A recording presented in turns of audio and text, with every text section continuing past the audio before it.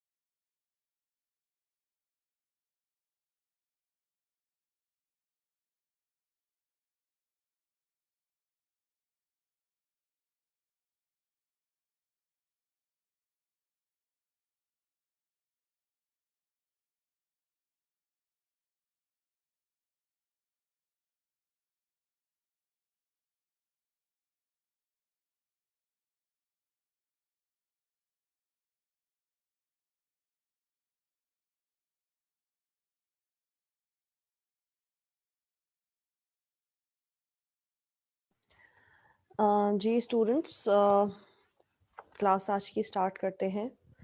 I can see there are 6 students.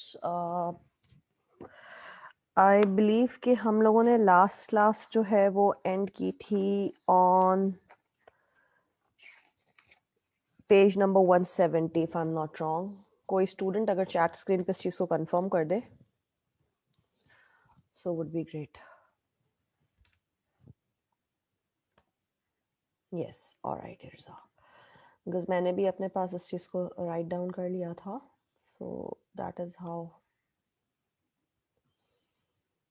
अच्छा, आप लोगों को मैंने लास्ट क्लास में जहाँ तक कराया था वहाँ पर अगर किसी स्टूडेंट को कोई भी क्वेश्चन है तो प्लीज़ पूछ लो। मेरा नहीं ख्याल है कि कोई ऐसी डिफ़िकल्ट टर्मिनोलॉजी या कुछ ऐसा था जिसके अंदर प्रॉब्लम आनी चाहिए। I don't think so.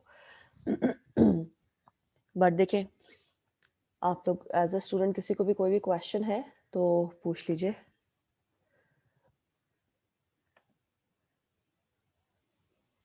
Late me check the students name.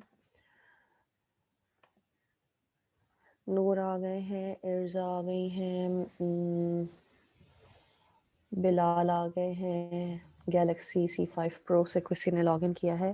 बेटा why don't you guys log in with your own names? Who is this Galaxy C5 Pro? Hadiya मौजूद है।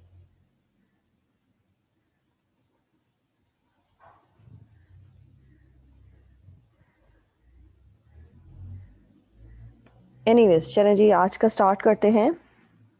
पेज 170 तक उस दिन हमने subsidies and government regulation, administrative regulations की हमने बात कर ली थी। दोनों टर्मिनोलॉजीज मैंने आपको एक्सप्लेन कर दी थी, और एक थर्ड टर्मिनोलॉजी थी जिसके अंदर हमने गवर्नमेंट एक्शन की बात की थी। ठीक है, तो ये तीनों चीजें हो चुकी थी। देन हमने जो है वो फ्री ट्रेड्स के ऊपर कुछ आर्ग्यूमेंट्स डिस्कस करने हैं। That is on page number 171। ठीक है, अब जैसे ये आर्ग्यूमेंट्स हैं, इनके बारे में हमें बात करनी है। फ्री ट्रेड का मतलब था कि अब कंपनी के ऊपर से तमाम किस्म की रिस्ट्रिक्शंस हटा दी गई हैं ट्रेड को प्रमोट करने के लिए, companies as well as country wise. ठीक है, जैसे पाकिस्तान जो है वो ये चाहता है कि बाहर के फॉरेन इन्वेस्टमेंट आए, तो उन्होंने उन कंट्रीज, हमारी पॉलिसीज के अंदर इतनी चेंजेस कर दिए कि हमने बड़ी अट्रैक्ट करने के लिए दूसरी कंट्रीज को, इन्वेस्टमेंट उनकी अट्रैक्ट करने के लिए हमने अपनी पॉलिसीज जो है वो बहुत ही ज्यादा श्रिंक कर दी हैं, माइन्यूट कर दी हैं, पेपर डॉक्यूमेंटेशन अननेसेसरीली हटा दिए हैं। ठीक है, सबसे पहले अब हम बात यहाँ पे करने जा रहे हैं protection for infant industries. Infant industries आपको नाम से पता चल रहा है, यानी स्मॉल यंग इंडस्ट्रीज जो कि अभी फॉर्म हो रही हैं। Likely in the developing countries where new industries are too small to have gained economies of scale, workers will be inexperienced and there is inadequate finance or expansion. अब हम यहाँ पे देख रहे हैं कि ये बहुत छोटी इंडस्ट्री होगी, स्मॉल इंडस्ट्री, स्मॉल स्केल के ऊपर। यहाँ पे even expansion with respect to growth भी कम नजर आएगी। इनएडिकेट मतलब इतना ज्यादा ना फाइनेंशियली ग्रो करेगी ना वैसे भी ग्रो कर सकेगी। और यहाँ पर जो लोग काम कर रहे होंगे वो बेसिकली इनएक्सपीरियंस किस्म के होंगे, एंड इकोनॉमीज ऑफ स्केल भी मीट करना जो है वो इनके लिए थोड़ा सा डिफिकल्ट और चैलेंजिंग रहेगा। So this is something we don't want such companies और सच सिचुएशंस जहां पे कोई भी कंपनी आकर के डिफिकल्टी का शिकार हो। ठीक है, प्रिवेंट्स डंपिंग। अब हमने यहाँ पर इन्होंने एक बात करी है कि इस रिस्ट्रिक्शन के अंदर उन्होंने इस बात का भी ख्याल रखना है कि जो वेस्टेज है वो डंप कैसे किया जाएगा। यहाँ पर देखिए, अ कंट्री में produce an excess of a good, example wine और beef, and in order to get rid of the excess they may export it to at low price. अब यहाँ पर जो डंपिंग वाली बात हो रही है, ये वेस्ट की डंपिंग की बात नहीं हो रही है, ये उस प्रोडक्ट की डंपिंग की बात हो रही है जो कि उन्होंने एक्सेस में प्रोड्यूस कर लिया है, जितनी की उनकी डिमांड नहीं थी। अब डिमांड नहीं है और सप्लाई एक्सेस के अंदर जा रहा है, तो जाहिर सी बात है प्राइस के अंदर फ्लक्चुएशन आएगा, प्राइस रिड्यूस होगी। एट वेरी लो प्राइस या एट एकदम मिनिमम प्राइस जो है वो हम दूसरी कंट्रीज को डम्प्ड गुड्स जो है वो भेजेंगे, जिसके लिए बहुत अनफेयर हो जाएगा कंपटीशन को गेन करना। This is what happens. अगर आप लोगों को याद हो, आपने स्टीफन पी रॉबिन्स के अंदर मैंने आपको 3 तरीके बताए थे मार्केट के अंदर घुसने के, किसी भी नए प्रोडक्ट के। एक तरीका था कि आपका प्रोडक्ट इतना डिफरेंट हो कि मार्केट के अंदर किसी भी दूसरे प्रोडक्ट के अंदर वो चीजें ना हो, प्रोडक्ट डिफरेंशिएशन का जिसमें मैं नाम यूज करती हूँ। दूसरा तरीका मैंने बताया था कॉस्ट लीडरशिप। कॉस्ट लीडरशिप का मतलब ये था कि मैं इतनी मिनिमम प्राइस पे प्रोड्यूस करूं कि मेरे कंपैरेटर्स को मेरी प्राइस मीट करना डिफिकल्ट हो जाए। तीसरा मैंने आपको बताया था फोकस का पॉइंट आता है, जिसके focus in terms of market segment के, आप मार्केट के अंदर किस सेगमेंट को टारगेट कर रहे हैं, जिसके अंदर नीश मार्केट का भी कॉन्सेप्ट आया था, जिसके अंदर मैंने आपको एग्जांपल हमेशा मैं देती हूं, फॉर एग्जांपल रोलेक्स हो गया, आईफोन हो गया, या आपकी लेट्स से फोर्ड हो गई, तो ये सारे वो कम यूजर्स यूज कर रहे होते हैं जो इनको अफोर्ड कर सकते हैं। तो that is what we mean by niche market, कि हम मोनोपोलिस्ट हो जाते हैं उस मार्केट के अंदर, क्योंकि कोई और कंपैरेटर उसको केटर करने के लिए नहीं आ रहा होता है, ना केटर करने के लिए आ रहा होता है, और ना वो बाइंग पावर सबके पास है। तो that is a very small segment of the market जिसको कि हम केटर करते हैं, बट हमारी प्रॉफिटेबिलिटी उसी में से हो जाती है। सो ये चीजें कुछ बताई जाती हैं जहां पर हम कोई नया प्रोडक्ट किसी भी कंट्री के अंदर लेके जा रहे हो या कोई नया सेटअप करने जा रहे होते हैं, ठीक है। So you need to make sure about it. यहाँ पर देख लीजिए, अगर हम प्रिवेंट्स डंपिंग की बात कर रहे हैं, so no, this is going to be very unfair with the competition, क्योंकि हमारे पास तो एक्सेस पे हमने प्रोड्यूस कर दिया ना, तो हमने तो अपना प्रॉफिट जितना हमें टारगेट था वो हमने गेन कर लिया बेच करके। तो जो एक्सेस मटेरियल है उसको हम जब बिल्कुल बिलो द लाइन प्राइस के अंदर बेच रहे होते हैं, तो बाकी कंपैरेटर्स के लिए वो मेंटेन करना डिफिकल्ट हो जाता है। नाउ द थर्ड पॉइंट, यहां तक किसी स्टूडेंट को कोई भी सवाल है तो बेटा पूछ लीजिए, क्योंकि ये सारे फिर आपको बाद में जब आप लोग सुनेंगे लेक्चर, या बाद में आप जो है आई डोंट नो, मतलब आप लोगों ने लेक्चर सुनना भी शुरू किए हैं बाद में रिकॉर्डेड वाले, या ऐसे ही चल रहा है, ये तो आप लोगों के अपने ऊपर है, हम अपनी जिम्मेदारी पूरी कर रहे हैं। तो यहाँ पे अगर किसी को सवाल है कोई इस पॉइंट तक, तो प्लीज पूछ लीजिए।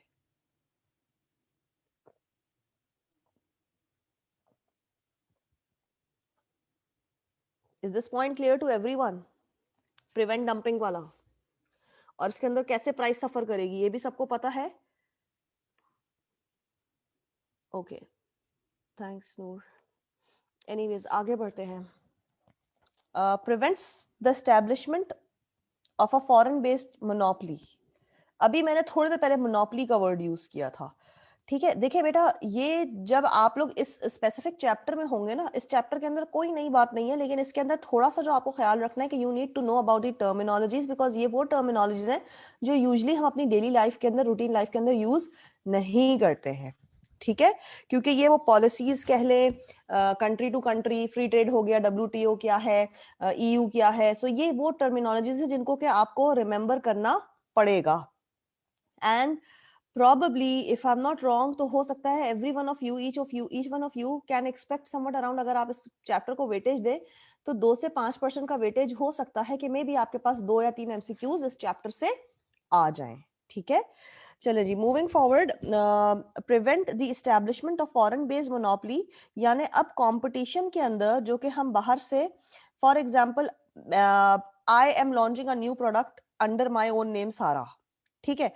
अब मैं, सारा is a product of Pakistan, अब मैं इस पाकिस्तानी प्रोडक्ट को जो है कंपटीशन के लिए बाहर लेके जा रही हूँ, अब्रॉड लेके जा रही हूँ, तो वहां पर जब मैं अपने, मेरा तो प्रोडक्ट पाकिस्तानी है, फॉर एग्जाम्पल लेट्स से मैं अपना प्रोडक्ट बांग्लादेश लेके जा रही हूँ, राइट। तो Bangladesh is not going to be a domestic market for me, domestic market is Pakistan, Bangladesh is going to be a foreign market for me, ठीक है। तो अब मेरी कंपनी वहां पर बांग्लादेश के अंदर जो है वो मेरी कंपनी जो है वो फॉरेन कंपनी होगी, ठीक है। They won't be giving me leverage, मेरी जो पॉलिसीज होंगी वो फॉरेन कंपनी की पॉलिसीज मेरी कंपनी के ऊपर, सारा के ऊपर इंप्लीमेंट हो रही होंगी, ठीक है। Now having a monopoly could change high prices for substandard products. अब प्रॉब्लम ये होती है कि अगर मैं मोनोपोलिस्ट हूं कि वो कोई और वो चीज प्रोवाइड नहीं कर रहा है बांग्लादेश में जो कि मैं प्रोड्यूस कर रही हूँ या मैं प्रोवाइड कर रही हूँ, तो I can have a monopolist approach. Monopoly का मतलब होता है only one person is actually providing that specific good. तो अब क्या होता है, I can be, when I am a monopolist, तो लोगों के पास कोई और ऑल्टरनेट अवेलेबल नहीं है, तो now I can charge high prices and not provide good products, good quality products. तो सब स्टैंडर्ड का मतलब होता है लेस क्वालिटी प्रोडक्ट। तो even for the less quality product I will be in a situation to charge a good price, high prices. So is this clear to everyone?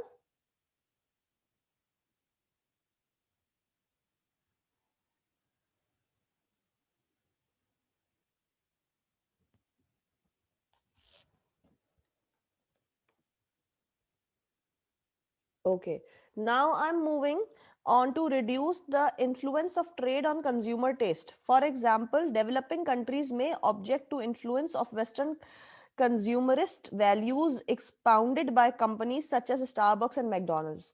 अब आप ये देखें कि Starbucks and McDonald's ने even Pakistan के अंदर लाके कल्चर चेंज कर दिया है. Starbucks is still not there but McDonald's is.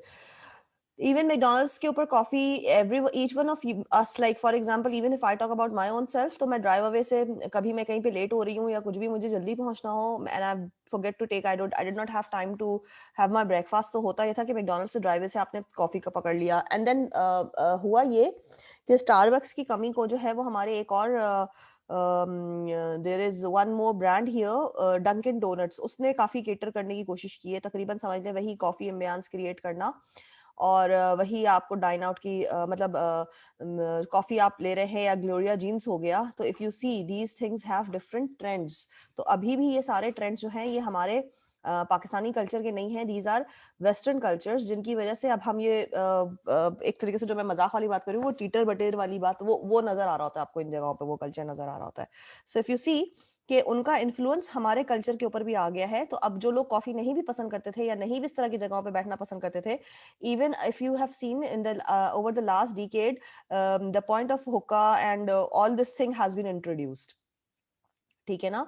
तो गन स्मोक आपका जमजमा पे फॉर्म हुआ और बहुत सारी जगहें हैं जिनके बारे में आप बच्चों को ज्यादा बेहतर पता होगा बनिस बजाय के मेरे. तो क्योंकि अब now I am old enough, तो ये आप लोगों को ज्यादा बेटर पता होगा. और जाहिर सी बात है यहाँ पर ऑल ओवर पाकिस्तान लेक्चर जा रहे हैं. So this I am talking with respect to Karachi.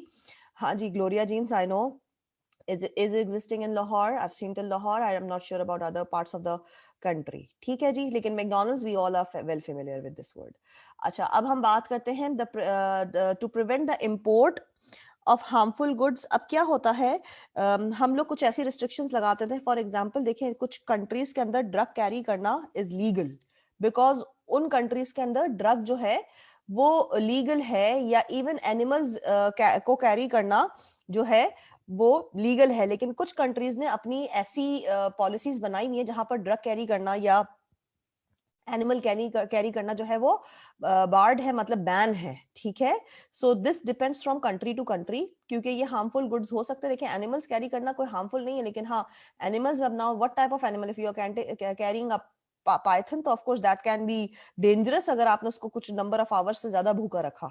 ठीक है ना. So these are all what we mean here. अब ड्रग्स का ये है कि ऑफ कोर्स हमारे कल्चर के अंदर it's yet not legal and yet not being a Pakistani. Even आप ये देखिए कि जीसीसी कंट्रीज के अंदर तो अगर आप ड्रग्स के साथ पकड़े गए हैं, so there is very big thing कि आपको जो है वो हैंग कर दिया जाता है and you die actually eventually. So that is, लेकिन अब वही वाली बात है ना, इट डिपेंड्स. कुछ लोग जो है कुछ कंट्रीज के अंदर आप एक normal amount of drug carry कर सकते हैं और आप ये स्टेट भी कर सकते हैं कि this is for your personal consumption. So this is varying from country to country. ठीक है जी. Now on to the last point, self sufficiency की हम बात करते हैं. The country may wish to maintain a degree of self-sufficiency in case trade is cut off in terms of war. अच्छा, अब क्या होता है, हमने ट्रेड कट ऑफ कर दिया है इंडिया के साथ. ठीक है. इंडिया के साथ जब हमने ट्रेड कट ऑफ कर दिया है, यूजुअली हमारे इंडिया से ताल्लुकात जो है वो जब अच्छे होते तो ट्रेड हो रहा होता है और जब अच्छे नहीं होते तो ट्रेड कट ऑफ हो जाता है. ठीक है. अब होता क्या है कि we are now self sufficient, we don't need, we are not depending on India for any product. We are self sufficient का मतलब हो जाएगा कि हमारे पास हम अपने खुद इतना प्रोड्यूस कर लेते हैं कि जो हम प्रोड्यूस कर रहे हैं वो हमारे लिए काफी होगा. ठीक है. इन टाइम्स ऑफ वॉर के दिनों में सारा ट्रेड सारी चीजें जो है वो खत्म हो जाती हैं. तो ये आपको ख्याल रखना चाहिए. So is this point clear to everyone? अगर यहाँ तक किसी स्टूडेंट को कोई भी क्वेश्चन हो तो मुझसे पूछ लीजिए. एक दफा इसको स्किम कर लीजिए. If you guys want, you guys can have 1 minute of time. इसको स्किम कीजिए और कोई भी क्वेश्चन है तो चैट स्क्रीन पे प्लीज बेटा लिख दीजिए.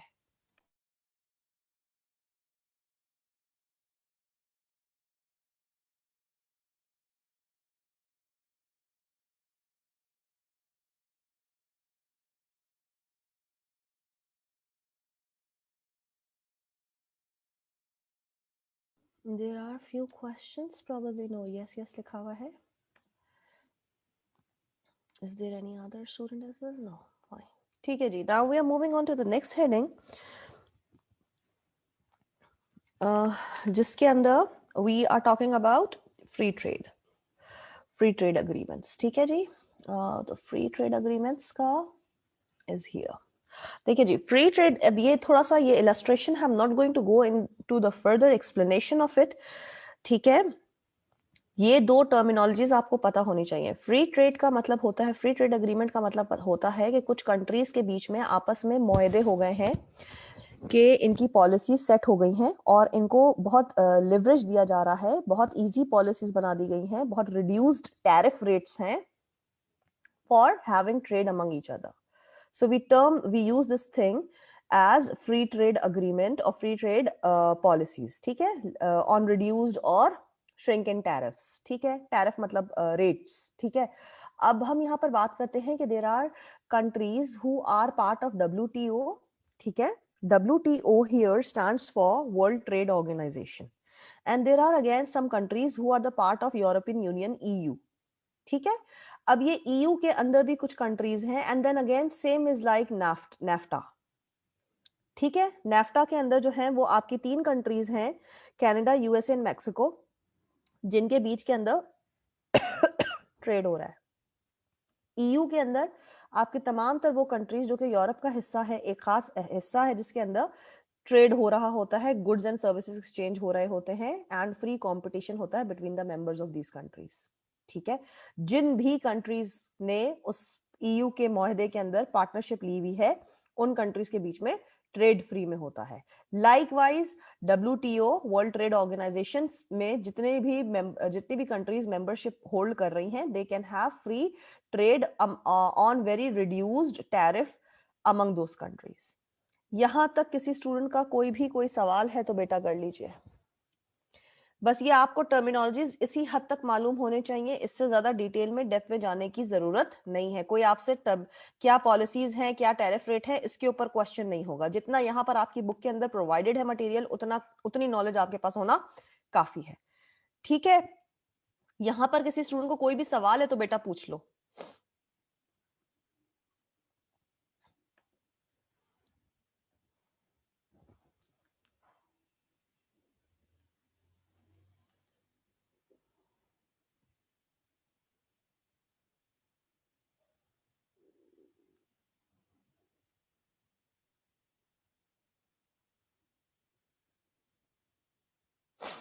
Any question?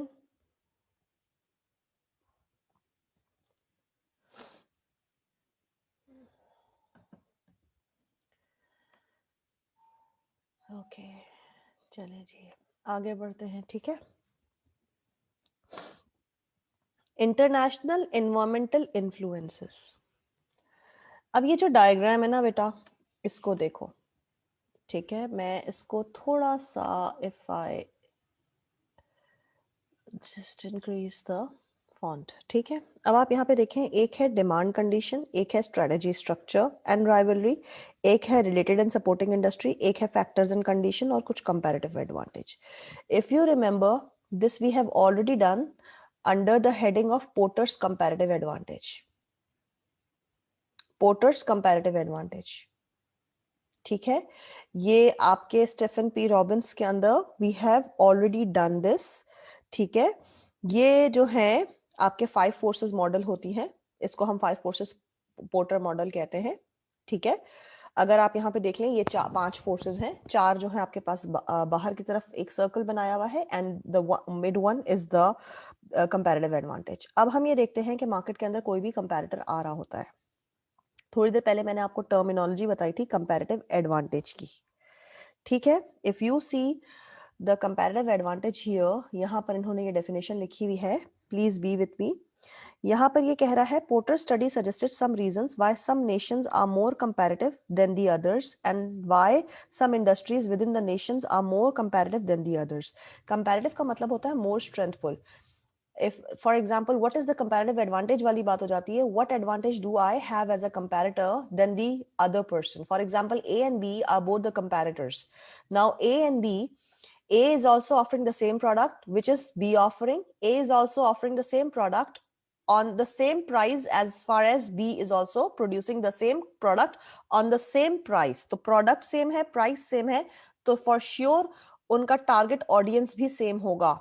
फॉर एग्जाम्पल ले लेते हैं जे डॉट एंड खाड़ी, इनका दोनों का टारगेट मार्केट सेम है, ये क्लोथिंग लाइन के अंदर है और दोनों प्रोडक्ट इक्वली गुड है इन क्वालिटी और दोनों प्रोडक्ट के अगर आप देख ले प्राइसिंग स्ट्रेटजी एंड इवन एक अगर देखा जाए तो मटेरियल और बहुत सारे प्रिंट्स वगैरह भी मैच कर रहे होते हैं। ठीक है, जे डॉट एंड खाड़ी, खाड़ी भी आ गया है परफ्यूम के अंदर, कॉस्मेटिक्स के अंदर इतना नहीं आया लेकिन जे डॉट जरा ज्यादा आया हुआ है। लेकिन देखिए खाड़ी और ये दोनों एक दूसरे को कॉपी कर रहे हैं, अगर देखा जाए एक दूसरे की स्ट्रेटजीज कॉपी कर रहे होते हैं। ठीक है, so this is what I meant to say कि they are having a comparative advantage. अब दोनों में से फॉर एग्जांपल जे डॉट को कंपैरेटिव एडवांटेज है of the cosmetics line which actually Khaadi is not providing yet. Khaadi ने एक काम किया, खाड़ी जो है वो कंटिन्यूस अब खाड़ी ज्वेलरी के ऊपर चला गया, खाड़ी मास्क के ऊपर चला गया है इफ यू सी। तो ये अपनी कुछ ऐसी स्ट्रेटजीज या ऐसा प्रोडक्ट लेके आए जो कि कंपैरेटर ऑफर नहीं कर रहा है और फिर उसके ऊपर प्राइसिंग को भी इन्होंने ख्याल में रखना होता है। अब हम एक चीज पे जा रहे हैं, the other thing is factors condition. Factors conditions को मैं पढ़ने जा रही हूँ, please be with me. Factors condition के अंदर बेसिकली ह्यूमन रिसोर्स आ जाएगा, आपके अदर फिजिकल रिसोर्सेज यानी मटेरियल भी आ जाएगा, आपका कैपिटल और इंफ्रास्ट्रक्चर भी आ जाएगा। ठीक है, इस लाइन के अंदर यहां आ जाइए फॉर एग्जाम्पल से linguistic ability of the Swiss has provided an advantage in the banking industry and the climate and terrain in France has resulted in successful ski industry। अच्छा, अब ये बात कर रहा है फैक्टर कंडीशंस, यानी आप लैंग्वेज कंडीशन, लैंग्वेज की वजह से भी कुछ बिजनेसेस को, कुछ जगहों को, स्विस कल्चर को एडवांटेज हासिल हुआ है over the rest of the countries. And इसी तरह से फ्रांस के अंदर जो आपका स्काई डाइविंग या इस तरह की जो भी एक्टिविटीज हैं वो उन्होंने फ्रांस ने प्रमोट किया है depending on the climatic thing कि उनका क्लाइमेट जो है वो मॉडरेट होता है। ठीक है, इतना बहुत ज्यादा एक्सट्रीम पे नहीं होता है। So is this clear to everyone? यहां तक किसी स्टूडेंट को कोई भी सवाल?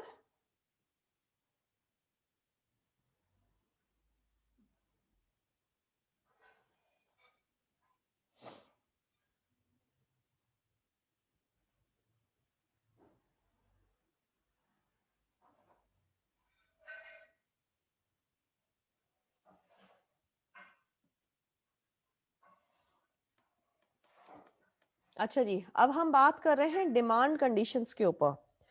डिमांड कंडीशंस में हम बात करते हैं sophisticated demand in the home market. Home market का मतलब है जिस कंट्री का प्रोडक्ट है उसका ही उसी की कंट्री के अंदर उसके प्रोडक्ट की डिमांड हो। To have the company developing significant advantage in the global marketplace. For example, Japanese customers have high expectations of their electrical products, which forces Japanese producers to provide technically superior product for the global marketplace। यानी Japan के अंदर जितने भी लोग रहते हैं तो Japan की अपनी पॉपुलेशन का उनके अपने इलेक्ट्रिकल प्रोडक्ट्स से बहुत ज्यादा हाई एक्सपेक्टेशंस होती है कि हमें टेक्निकली सुपीरियर प्रोडक्ट प्रोवाइड किया जाए rather than the global marketplace, rather than the rest of the countries। ठीक है, यहां तक किसी स्टूडेंट को कोई भी सवाल?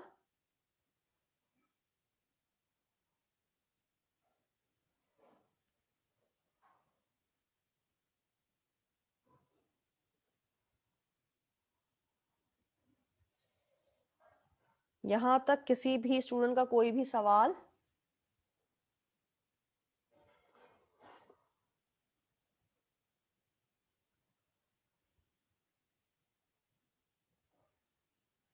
ठीक है, इसी तरह अगर हम देखें कोविड की वजह से थोड़ा सा ट्रेड के अंदर कमी आई है, तो अगर आप ये देखें कि इस साल आपके पास मैंगोज भी 140, 150, 100 से अंदर अंदर के प्राइस के अंदर अच्छी एक्सपोर्ट क्वालिटी के मौजूद थे।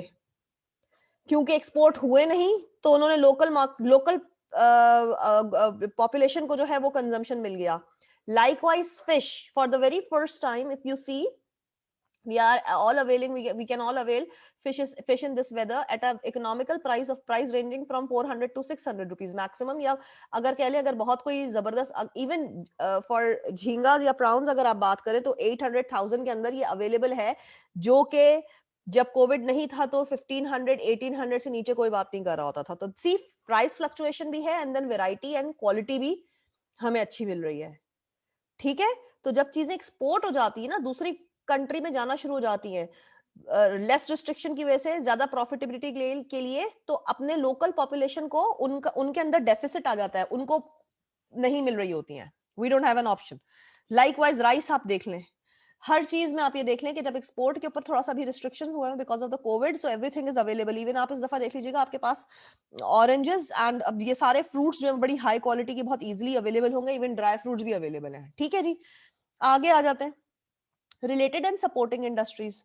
अब यहाँ पर advantage conveyed by superior supply industries, for example Italy has a substantial leather ware industry which is supported by high quality leather working plants and top fashion and design companies. अच्छा देखें, अब Italy is always known for fashion industry, ठीक है, Italy, France, these countries are always known for in terms of fashion, के आपने fashion designing करनी है, कुछ भी करना है, तो these are well known places. ठीक है, अब यहाँ पर ये बात कर रहा है कि अब रिलेटेड सपोर्टिंग इंडस्ट्री इटली के अंदर, क्योंकि आप ये देख रहे हैं कि वहां पे लेदर जो है वो अच्छी क्वालिटी का मिल रहा है, और क्योंकि वहां पर फैशन इंडस्ट्री का हब पाया जाता है, तो ऑल इवन आप यहां से देख लें कि जितने भी आपके फ्रेंच एंड इटालियन ब्रांड्स हैं, they are actually working with the leathers, चाहे वो बैग्स हो, वो जैकेट्स हो, वो शूज हो, आपके Italian shoes are very famous. So if you see कि उनको इस चीज का लेवरेज है कि वहां लेदर अवेलेबल है, सो सपोर्ट मिल गया उनको एक तरीके से। ठीक है, उनकी इंडस्ट्री को सपोर्ट मिल गया कि लोकली उनके पास लेदर उस क्वालिटी का अवेलेबल है, एंड देन उस मार्केट को because of the fashion industry एक दोनों ने एक दूसरे को कॉम्प्लीमेंट किया। ठीक है, यहां तक किसी स्टूडेंट को कोई भी सवाल?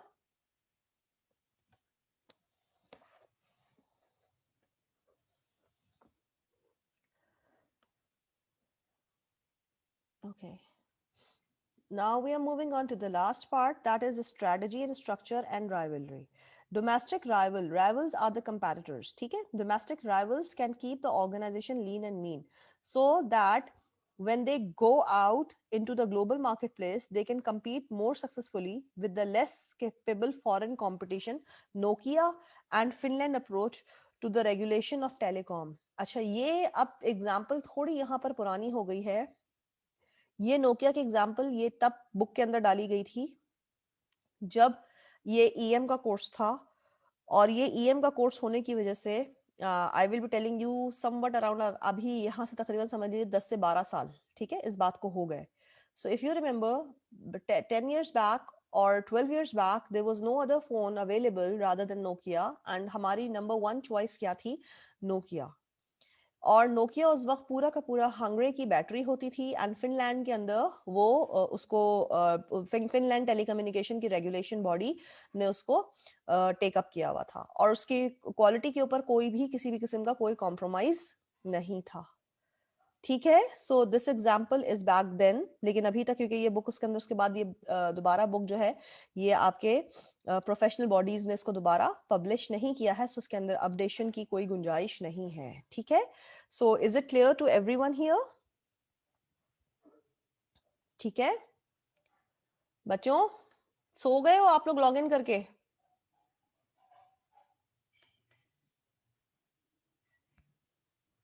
मुझे जवाब नहीं मिलेगा, मैं आगे नहीं जाऊंगी। वो बेचारे 1 या 2 बच्चे ही जवाब दे रहे होते हैं, इर्जा हो गई, नूर हो गए, बाकी सारे ना वो चुप करके सुन रहे होते हैं। चलो जी, बिलाल अतीक ने भी वाई लिखने की, बिलाल बहुत लेजी हो रहे हो, सिर्फ वाई लिख दिया। अंडरस्टूड, हाँ दिया, ओके ठीक है जी। अच्छा, अब हम बात करते हैं, देखिए आउटसोर्सिंग एंड ऑफशोरिंग को उस दिन भी मैंने एक्सप्लेन किया था, बट अगेन इसको थोड़ा सा लुकअप करते हैं। देखें, हम आउटसोर्स के अंदर क्यों आउटसोर्स कर रहे होते हैं? देखिए, आउटसोर्स करने का मतलब होता है कि हमने कोई भी एक डिपार्टमेंट लोकली किसी और थर्ड पार्टी को दे दिया। उस दिन मैंने आप लोगों को एक एग्जांपल दी थी कि फॉर एग्जांपल एक कंपनी ए है, और कंपनी ए लेट्स से क्या प्रोड्यूस करवाए, चले सोप की कंपनी है, ठीक है, कंपनी ए सोप की कंपनी है, और कंपनी ए ने एक नया सोप जो कि बहुत अच्छा है लॉन्च करने जा रहे हैं। अब उसके लिए उन्हें एडवर्टाइजमेंट बनाना है, ठीक है, क्योंकि company A is new in the market, so they might not be having that good that well marketing department and specifically advertisement people who will be actually be able to make a very good advertisement. So what I'm going to recommend to company A is please अपने add को outsource कर दो किसी भी advertising agency को, वो आपको बड़ा अच्छा सा एड बनाकर दे देंगे। Is it clear? और वो लोग जो मुझे ऐड बना के देंगे वो मुझे लेस कॉस्टली पड़ेगा। लेस कॉस्टली इसलिए पड़ेगा क्योंकि अब मैं अगर 5-6 लोगों को हायर करूं, मैं सॉफ्टवेयर लूं, मैं इक्विपमेंट्स लूं ऐड बनाने के लिए, फिर मैं सेलिब्रिटी को इंडोर्स करूं, तो वो मुझे एक ऐड बनाने के लिए ज्यादा कॉस्टली पड़ जाएगा। वो तो ये काम करते आए हैं, उनके तो प्लेटफॉर्म के ऊपर 4 से 5 सेलिब्रिटीज ऑलरेडी उनके साथ अग्रीमेंट में होंगे। Getting the point? तो वहां पर मुझे क्यों मैं आउटसोर्स करूंगी? क्योंकि मुझे कॉस्ट रिडक्शन पड़ जाएगी, मुझे बहुत फास्टर जल्दी काम मिल जाएगा, क्योंकि मुझे तो इन सारे काम में एक डिपार्टमेंट को फॉर्म करने में टाइम लग जाएगा। मेरे पास इतना टाइम नहीं कि मैं अपना सोप तैयार करके जो है वो वेट करूं कि हाँ मैं 2 महीने के बाद ऐड बनेगा तो ऐड जाएगा तो फिर हम जो है इसको मार्केट करेंगे और प्रोड्यूस करेंगे। नहीं, ऐसा नहीं हो सकता। ठीक है, so you have to see all these things. अब इसके कुछ डिसएडवांटेजेस भी होते हैं। फ्यूचर में हमारे पास जो कंट्रोल है ना, वो आउटसोर्स चीजों का एक हद तक होता है। जिस भी कंट्री को, जिस भी थर्ड पार्टी को हमने आउटसोर्स किया होता है, मेन कंट्रोल उनके हाथ में होता है।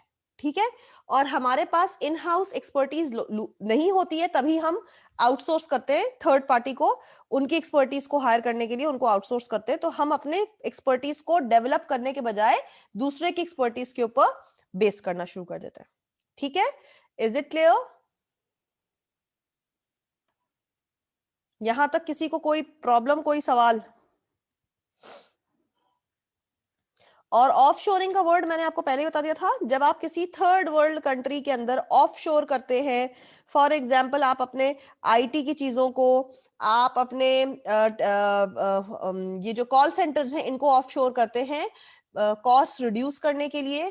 ठीक है, तो we have already discussed like outsourcing and offshoring. अगर यहाँ पर किसी स्टूडेंट को कोई भी प्रॉब्लम है तो प्लीज मुझसे पूछ लीजिए। ऑफशोर का मतलब है आप दूसरी कंट्री के अंदर भेज रहे हैं, आउटसोर्स का मतलब है आप दूसरी थर्ड पार्टी को भेज रहे हैं। ठीक है, the name itself is self explanatory. यहां तक किसी को कोई problem? Any question? Then there is another word, globalization. और ग्लोबलाइजेशन मैंने उस दिन भी हमने कवर किया है। ग्लोबलाइजेशन का मतलब है कि आप अपना प्रोडक्ट जो है, जो कि डोमेस्टिक प्रोडक्ट है, उसको इंटरनेशनल मार्केट में लेके जा रहे हैं। तो जब आप उस प्रोडक्ट को इंटरनेशनल मार्केट में लेके जाएंगे तो आपको डिफरेंट कल्चर्स के हिसाब से अपने प्रोडक्ट के अंदर चेंजेस करने पड़ेंगे। फॉर एग्जाम्पल, जब खाड़ी जे डॉट इंटरनेशनल मार्केट में अपना प्रोडक्ट बेचने जाता है तो वहां पर ट्रेंड ऑफ फैशन डिफरेंट होता है। उनको अपने कट्स, उनको अपना मटेरियल, जाहिर सी बात है वेदर क्लाइमेटिक चेंजेस भी बहुत ज्यादा मैटर कर रहे होते हैं, तो उन्हें जरा मोटा स्टफ जो कि विंटर के अंदर यूज किया जा सके, जरा सा वेस्टर्न कल्चर का ट्रेंड और cut, for example maybe trousers, pants and tops of little shorter length produce करना पड़ सकता है। That is what we call globalization. अब हम बात करते हैं एमएनसी की। MNCs are multinational organization, multinational organization that is existing across the globe in different places in different locations। इसके अंदर ये होम कंट्री से निकल करके बहुत सारी होस्ट कंट्रीज के अंदर ऑपरेट कर रहा होता है।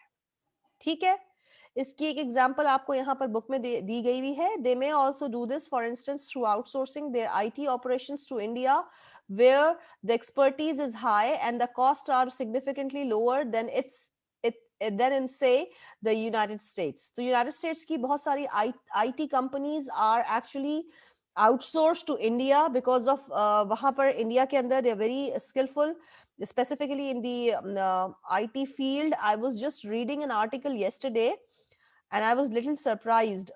there are 4-5 countries जो कि हमारे अभी कुछ सॉफ्टवेयर प्रोग्रामिंग को लेकर के कोई कॉन्टेस्ट था एंड इंडिया ने 253 लोगों ने पार्टिसिपेट किया था, वेयर इज इन पाकिस्तान ने it was somewhat around 120, somewhat exact figure मुझे याद नहीं है। And that was to my surprise, India के डबल लोगों ने पार्टिसिपेट किया था। एंड जब वो टोटल रिजल्ट आया था, जब हमने एफिशिएंसी या आउटकम के ऊपर वो देखा, तो वहां पर आई वाज वेरी सरप्राइज कि Bangladesh was at a good position. ठीक है, तो थोड़ा सा अगर देखा जाए तो हमारा थोड़ा सा या ना, एनीवेज मैं कंपेयर कर रही होती हूँ अपने आप को दूसरी एशियन कंट्रीज से। लाइक पाकिस्तान को मैं जरूर, जब भी लिस्ट के अंदर या कोई भी कंपटीशन होता है, कुछ भी होता है, तो मेरी आंख जरूर, चाहे ना चाहे, वो इंडिया और बांग्लादेश दोनों के ऊपर जो है वो उनके स्टैटिस्टिक्स पे जा रही होती है। एंड उससे होता कुछ नहीं, उससे थोड़ा सा मुझे अफसोस ही होता है, बाकी और कुछ नहीं होता। So this is what is globalization. ठीक है जी, यहाँ तक किसी स्टूडेंट को जो है वो कोई डिफिकल्टी, कोई सवाल, तो please ask me any question. I am waiting for the questions on to the chat screen. जिस भी स्टूडेंट को कोई भी सवाल हो, बिला बिला झिझक जो है वो, बिलाल अतीक के जॉब पे हो, नहीं दैट्स ओके बेटा, दैट्स परफेक्टली फाइन, कोई मसला नहीं, आप जॉब करते रहो, लेक्चर साथ में सुनते रहो, that's okay, of course I understand. लेकिन बाकी स्टूडेंट्स तो जॉब पर नहीं है ना, वो तो पूछ सकते हैं। ठीक है, तो यहाँ पर कोई अगर किसी स्टूडेंट को कोई भी सवाल है तो प्लीज बेटा मुझसे पूछ लीजिए। ठीक है, फिर हमने दो टर्मिनोलॉजीज और डिस्कस किए हैं। FDI, FDI stands for, this is on page number 177. So let me move on to that page. ठीक है, ये देख लीजिए, यहाँ पर दो आपके टर्मिनोलॉजीज और हैं। FDI stands for foreign direct investment. Direct investment का मतलब है कोई भी कंट्री आकर के आपकी कंट्री के अंदर इन्वेस्टमेंट कर रही होती है, तो जाहिर सी बात है होस्ट कंट्री को भी उसका फायदा होता है, हमारी इकोनॉमी जो है वो स्टेबल हो जाती है। ठीक है, वो बेसिकली क्या कर रही है, इंजेक्शन आके लगा रही है हमारी इकोनॉमी में, इन्वेस्टमेंट लेके आ रही है। ठीक है, ऑफ शोरिंग का मतलब है, हम पहले भी डिस्कस कर चुके हैं, जब कोई एक डिपार्टमेंट या एक फंक्शन अक्रॉस द ग्लोब भेज देता है। इसकी एग्जांपल थी कि यूएस अपना ज्यादातर आईटी का डिपार्टमेंट जो है वो ऑफशोर यानी इंडिया में भेज रहे हैं, तो वो आउटसोर्सिंग नहीं होगा, वो ऑफशोरिंग होगा, क्योंकि वहां पर ज्योग्राफिक लोकेशन चेंज हो रही है। आउटसोर्स कहना कहते हैं कि सेम, यानी अमेरिका ही के अंदर, किसी भी कोने के अंदर, आप अमेरिका के अंदर रहते हुए अपना डिपार्टमेंट किसी थर्ड पार्टी को दे रहे हो। It becomes offshoring when you are actually sending it to other country. ठीक है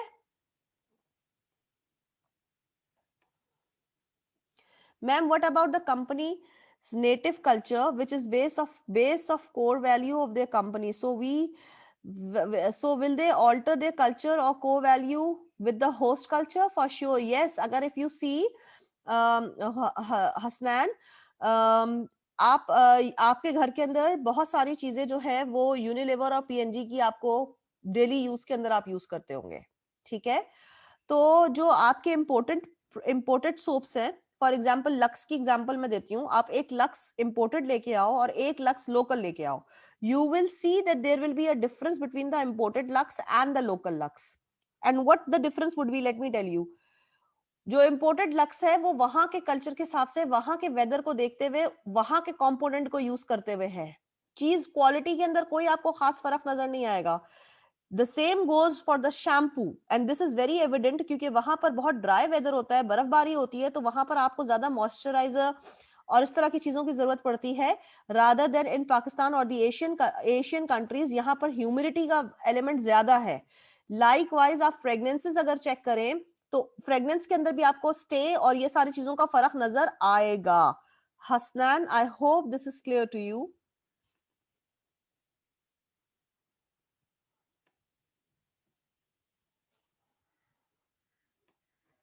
Okay, thank you. So we have to change our core values at times. We need to change our components as well.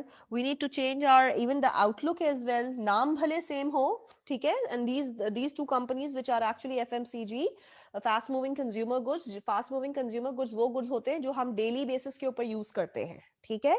तो अगर आप देखें कि imported वाले में और local वाले में क्या फर्क है, तो quality के ऊपर compromise नहीं है। quality के अंदर फर्क हो वो अलग चीज है, हम उसके ऊपर बात नहीं कर रहे हैं। ऐसा नहीं कि ये जो दोनों कंपनीज हैं वो सब स्टैंडर्ड प्रोडक्ट नहीं हम बाय करते बगैर ये सोचे हुए कि इनकी क्वालिटी के अंदर कुछ खराबी होगी, ठीक है, बट उनके अंदर फर्क होता है with respect to the ingredients, with respect to the components used, utilized, तो थोड़ा सा डिफरेंस हमें महसूस होगा। आप दोनों चीजों को स्टफ को यूज करके देखें, आपको फील हो जाएगा। Even for the toothpaste, if you use the imported one and the local one, you will find the difference, ठीक है।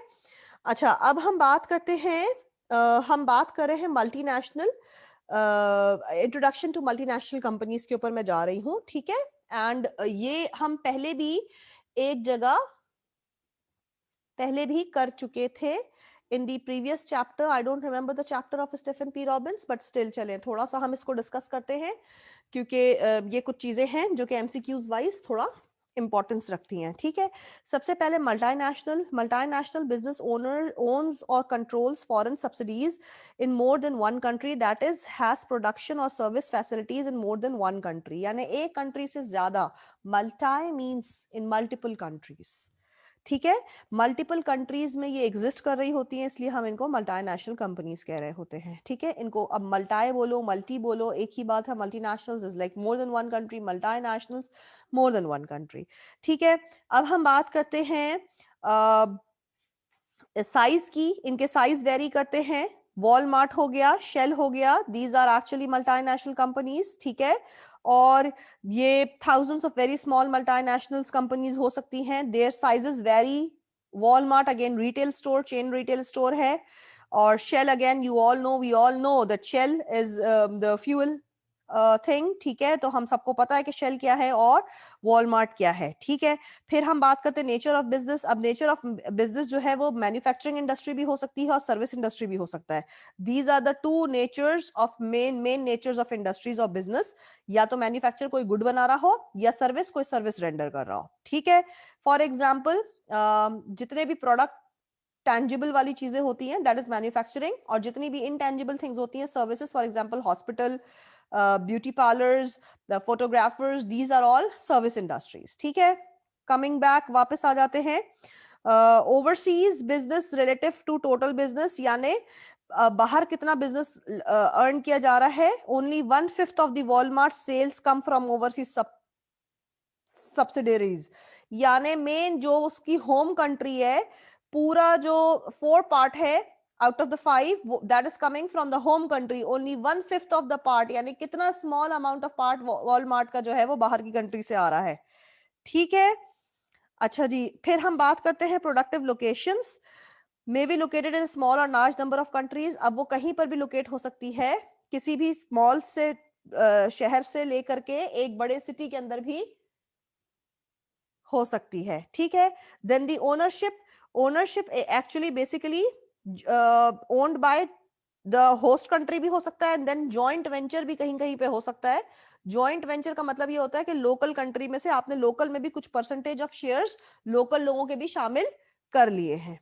ठीक है, इवन फ्रेंचाइजिंग के ऊपर भी हम काम कर रहे होते हैं कि हमने नाम अपना दे दिया है और लोकल कंट्री ही उसको ऑपरेट कर रही है। फॉर एग्जाम्पल पिज्जा हट is now working on franchising. तो अब डिफरेंट लोकल लोगों ने पिज्जा हट के डिफरेंट लोकेशन के हिसाब से फ्रेंचाइज ली हुई है, वो कोशिश कर रहे हैं कि स्टैंडर्ड को मीट करे, बट इसीलिए पिज्जा हट के अंदर आपको डिफरेंस नजर आएगा of quality at different branches. ठीक है जी, यहां तक किसी को कोई प्रॉब्लम कोई सवाल है तो प्लीज मुझसे पूछ लो। If you have any question please ask me now.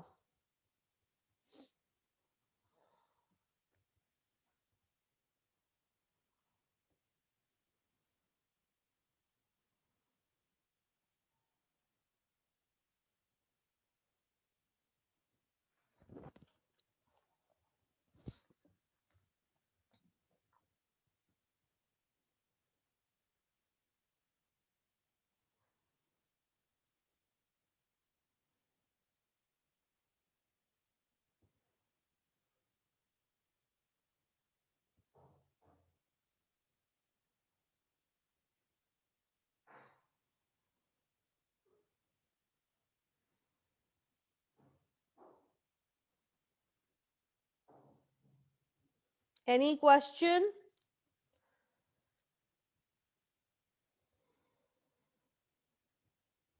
कोई सवाल यहां पर?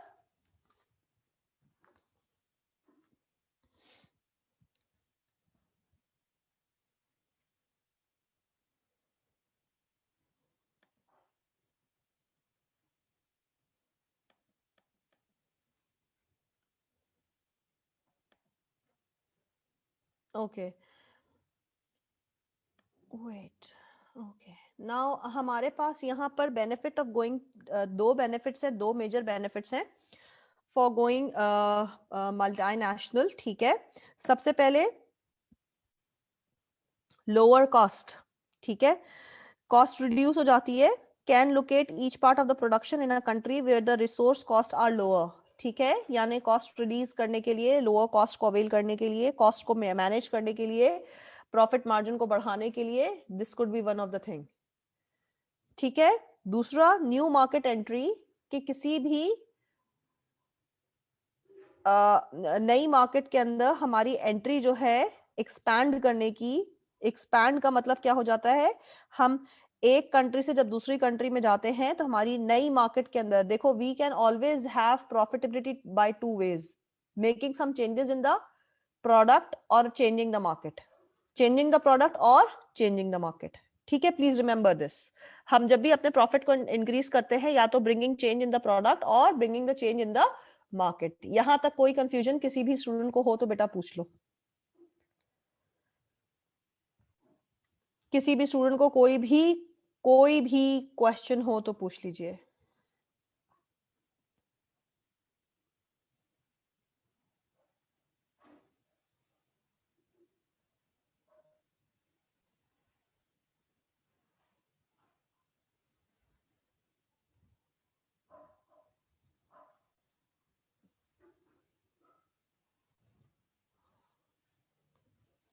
अच्छा जी, now we have already discussed के आप ओनरशिप टेक्नोलॉजी वाइज आप अपने कुछ प्रोडक्ट्स को जो है वो एडवांटेज क्या है मल्टीनेशनल कंपनी के, यानी अब देखें हम लोग एक अच्छे क्वालिटी प्रोडक्ट जो है वो पीएनजी और यूनिलीवर के लोकली हम यहाँ पर अवेल कर रहे हैं। इनका रिसर्च एंड डेवलपमेंट डिपार्टमेंट देखें कितना ज्यादा वाइड स्प्रेड है, cost over about the large output के ऊपर, यानी प्राइस के अंदर हमें लोकल प्रोडक्ट के हिसाब से उसी प्राइस में हमें इस क्वालिटी का प्रोडक्ट जो है वो रिसीव हो रहा है। सो that is again a very good thing. फिर हम बात करते हैं मैनेजरियल स्किल्स। अगर आप देखें मल्टीनेशनल जो है वो बहुत इनोवेटिव आइडियाज लेके आ रहे होते हैं, और इनोवेशन से होता क्या है कि ये एक बेंचमार्क सेट कर रहा होता है for all local products as well. For example आप देख लें, इवन अगर इफ यू कंपेयर निविया हो गया, आपका पॉन्ड्स हो गया, इनके मॉइस्चराइजर्स और इनकी चीजों में, मैं इसलिए आपको वेदर के हिसाब से एग्जांपल दे रही हूँ ताकि it will be easier for you to relate it. अब जितनी भी अच्छी हमारी केयर हनी क्रीम हो जाए, या कोई सी भी आप ले लें लोकल क्रीम, तिब्बत क्रीम ले लें, कुछ भी ले लें, तो वो भी क्या कर रहे हैं, वो भी अपने आप को इम्प्रूव कर रहे हैं, वो आपको उसी लेवल पे लेकर आ रहे हैं। I just saw a bottle packaging of care Honey lotion yesterday at the retail store. तो उन्होंने अपनी बॉटल और पैकेजिंग को बेसिकली पॉन्ड्स या निविया के हिसाब से चेंज, या क्रीम 21 के हिसाब से चेंज करने की कोशिश की है। So if you see they are actually competing, और प्राइस के अंदर there is still a big change. If you see change, big change मतलब बिग चेंज भी कितने का, 50 रुपीज का होगा। So you see, if you see के हम लोग क्यों फिर जाएंगे केयर हनी लोशन लेने के लिए या तिब्बत क्रीम लेने के लिए, इफ अगर हमें 50 रुपए ज्यादा में निविया या क्रीम 21 या कोई इंपोर्टेड प्रोडक्ट जो कि लोकली मैन्युफैक्चर्ड होगी। This is actually the benefit of multinational organisations. ठीक है, यहां तक किसी को कोई सवाल, एनी क्वेश्चन?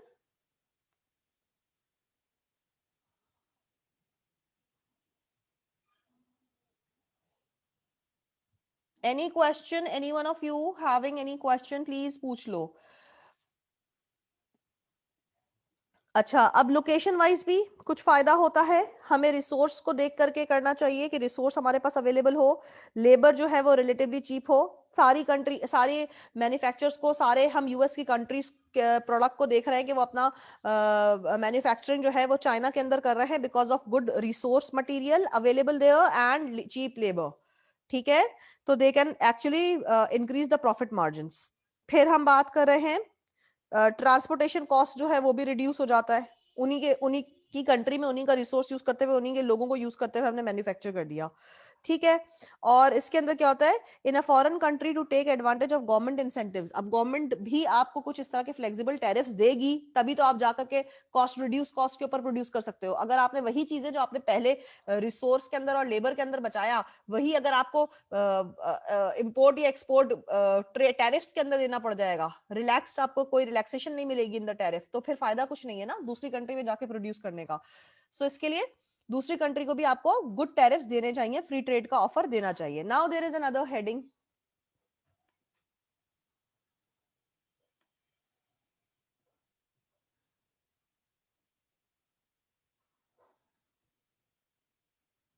सी देखिए, ये डिपेंड करता है, both export and import have their own importance. You cannot say that importing a product will have a bad impact. There are few things which actually we cannot produce locally, and even if you see imported products के या imported stuff की quality अगर आप देखें तो that is again bringing us a competition here for the local manufacturers to keep an eye on the imported stuff and improve their products accordingly. So this would vary. We cannot just it's a very debatable thing, Hasnan, and actually यहाँ पर I don't want to go into the economics things. So you just need to actually make clear, okay, what do you mean by the word import here, what do you mean by the word export here, and what do you mean by the word economy here, and what do you mean by the word deficit balance of payment. So probably we all are familiar because हम सबका जो है वो economics accounts का से related background है, so we all are well familiar of all these words. But again, this is a debatable thing कि क्या चीज export कर रहे हैं. कभी कभी हम import के ऊपर ban लगाते हैं to stable the economy, to promote the local products, ठीक है. और कभी कभी हमें वो कुछ चीजों के ऊपर से इंपोर्टेड आइटम्स के ऊपर से बैन हटाना पड़ता है because of the need, maybe that could be medicine, ठीक है. So you know things are not, you can not just say it that way, ठीक है ना.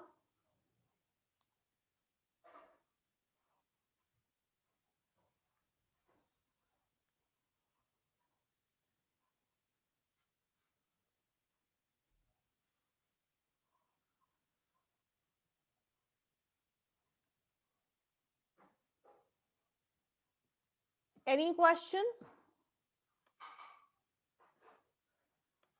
ओके, चले जी. अब हम बात करते हैं on to the next heading, and that is about brick. देखो जी, ब्रिक एक तो यहाँ पे I just hate this thing कि एक पेज हटाओ और पूरा का पूरा पेज जो है वो चला जाता है. चलो जी, ब्रिक के बारे में हम बात करते हैं. BRIC basically Brazil, Russia, India and China ने एक अलायंस किया. They came up together, they had agreement for the trade. कौन सी countries? Brazil, Russia, India and China. By 2050 BRIC ने ये कहा था कि हम इतना ज्यादा अच्छा इकोनॉमी स्टेबलाइज कर देंगे, that will be actually greater and huger than the G6 countries के अंदर Germany, France, Italy, Japan, UK and USA, all giants. Imagine के ब्रिक का दावा कितना बड़ा होगा कि उन्होंने कहा था कि 2050 तक हम बिग 6 इकोनॉमीज को भी बीट कर देंगे. हमारा इतना अच्छा जो है वो काम रहेगा. But 2008, and they were actually doing a lot good thing there. But if you see it in the next paragraph here, 2008 के अंदर there was financial meltdown, जिसकी वजह से स्लो डाउन हो गया है ब्रिक का इकोनॉमिक ग्रोथ रेट, ठीक है. बट स्टिल अगर आप देखें कि Brazil, Russia, India and China, अच्छा यहां पर जो दो, the word China actually itself, अब अगर आप ये देखें कि जो बिग 6 कंट्रीज थी, फॉर एग्जांपल आपकी Germany, France, Italy, Japan, UK and USA, इन सब के major hubs are now have been outsourced because of the cheap resources and cheap labor to China. So if you see कि China has become a giant business hub itself. ठीक है, यहां तक किसी student को कोई कंफ्यूजन? ब्रिक क्या है? ब्रिक एब्रिविएशन है Brazil, Russia, India and China. Remember that 2050 में इन्होंने वादा किया था, अग्रीमेंट 2050 तक का था कि they can have a better, even they can beat, they will be beating the G6 economy countries. और G6 कंट्रीज के अंदर कौन सी कंट्रीज थी? Germany, France, Italy, Japan, UK and USA. Is this thing clear to every student here? बच्चों जवाब नहीं आ रहा, स्लो आ रहा है. तुम लोग का साबुन स्लो हो गया है? यस मिस, अब तुम लोग को मस्ती आती है, ठीक है. जल्दी जल्दी जवाब दो ना ताकि फिर हम आगे बढ़े, ठीक है. तो इसके अंदर मैं जो आपके पहले हम एडवांटेज डिस्कस कर लेते हैं. Now there are actually 2 advantages and 3 disadvantages. Now let's see what the advantages and disadvantages are saying. BRIC के बारे में, ठीक है. Strong consumer demand, high level of consumer expenditures in BRIC countries should help drive growth. अब ये देखिए सारी countries यहां पर, ये अगर देखें हाईली पॉपुलेटेड कंट्रीज हैं. India, China, Brazil, Russia, these are high populated country, ठीक है. तो पॉपुलेशन की वजह से इनके इनके अंदर ग्रोथ की गुंजाइश बहुत ज्यादा थी, बिकॉज डिमांड बहुत ज्यादा थी कंज्यूमर गुड्स की, एक्सपेंडिचर्स की, ठीक है. अब हम बात करते हैं high level of foreign exchange reserves. These reserves will allow the government to boost public spendings in the economy, example transport infrastructure.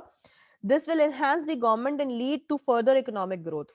अगर आप देखें कि हम फॉरेन रिजर्व्स को किस तरह से यूटिलाइज करते हैं, we usually use the foreign reserves for actually developing the infrastructure of any country, ठीक है. फॉरेन एक्सचेंज रिजर्व्स जो हैं वो are being always utilized for developing the countries infrastructure.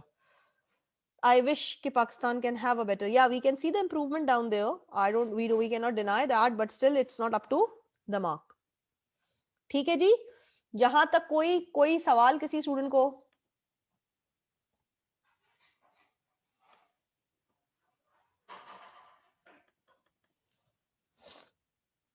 बच्चों ये पूरा चैप्टर जो थोड़ा इकोनॉमिक्स ऑफ पाकिस्तान के लिए या इकोनॉमी से रिलेटेड है, थोड़ा सा बोरिंग है, बट कुछ चीजें रह गई हैं. मेरा इरादा तो मेरा यही है, मैं रोजाना इरादा यही कर रही थी कि बस आज ये चैप्टर खत्म कर देना है. बट ये तुम लोगों के ऊपर भी डिपेंड करता है कि तुम लोग कितनी जल्दी जल्दी मुझे जवाब दो कि हाँ भाई क्लियर है, आगे बढ़े. थ्रेट्स के ऊपर जा रही हूं मैं, ब्रिक की, ठीक है. एडवांटेजेस मैंने आपको 2 बता दिए कि डिमांड जो है उसको आराम से मीट किया जा सकता है और फॉरेन रिजर्व जो है वो आ जाते हैं, तो वो किसी भी कंट्री के इंफ्रास्ट्रक्चर को बिल्ड करने के लिए यूज किया जा सकता है, ठीक है. Now we are on to threats of BRIC, page number 180. अच्छा, इसके जो थ्रेट्स हैं, सबसे पहले investment in BRIC economies from developed countries has slowed. अब डेवलप कंट्री, फॉर एग्जाम्पल कह लीजिए आपका चाइना जैसे हो गया, तो now it is a develop country. अब इसके अंदर से फॉरेन इन्वेस्टमेंट जो है वो थोड़ा स्लो डाउन हो गई है, बिकॉज अब उसको फर्दर किसी और कंट्री में जाके इन्वेस्ट करने की जरूरत नहीं है. और अगर वो इन्वेस्टमेंट कर भी रही है तो उसके जो वो है, what do we say, expectations हैं, that is actually hard to meet, ठीक है. Consumer demands in developed countries has slowed. This will impact the BRIC economic. Example, 2/3 of China exports are to be developed world, with the export accounting for over 1/3 of its of their wealth. This is what I said कि China यहाँ पर developed country already हो चुकी है, so अब उसका export और import के अंदर balance maintain करना is a challenging thing. Why would it import things rather than it is in a position to export its stuff? ठीक है. India economy depends on developed countries outsourcing services to them. अब India technology की वजह से जाना जाता है और तकरीबन तमाम तर आईटी की सारी चीजें from G6 countries are actually outsourced offshored to India. A recession in the developed world will reduce the level of outsourcing. ठीक है. तो आउटसोर्सिंग, अभी मैंने यही बोला था आउटसोर्सिंग, और एक यहां से कह लेंगे ऑफशोरिंग का word would be better, because America Canada की ज्यादातर IT related stuff is now operated in India because of its high tech and low cheap labour. ठीक है. यहां तक किसी भी स्टूडेंट को कोई भी सवाल है तो बेटा जी पूछ लो.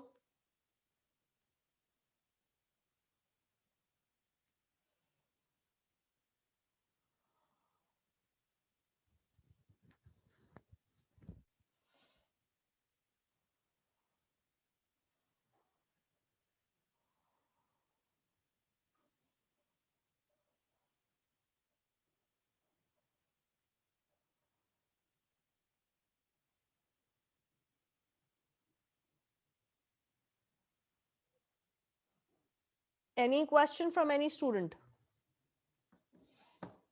कोई सवाल नहीं है? पक्की बात है?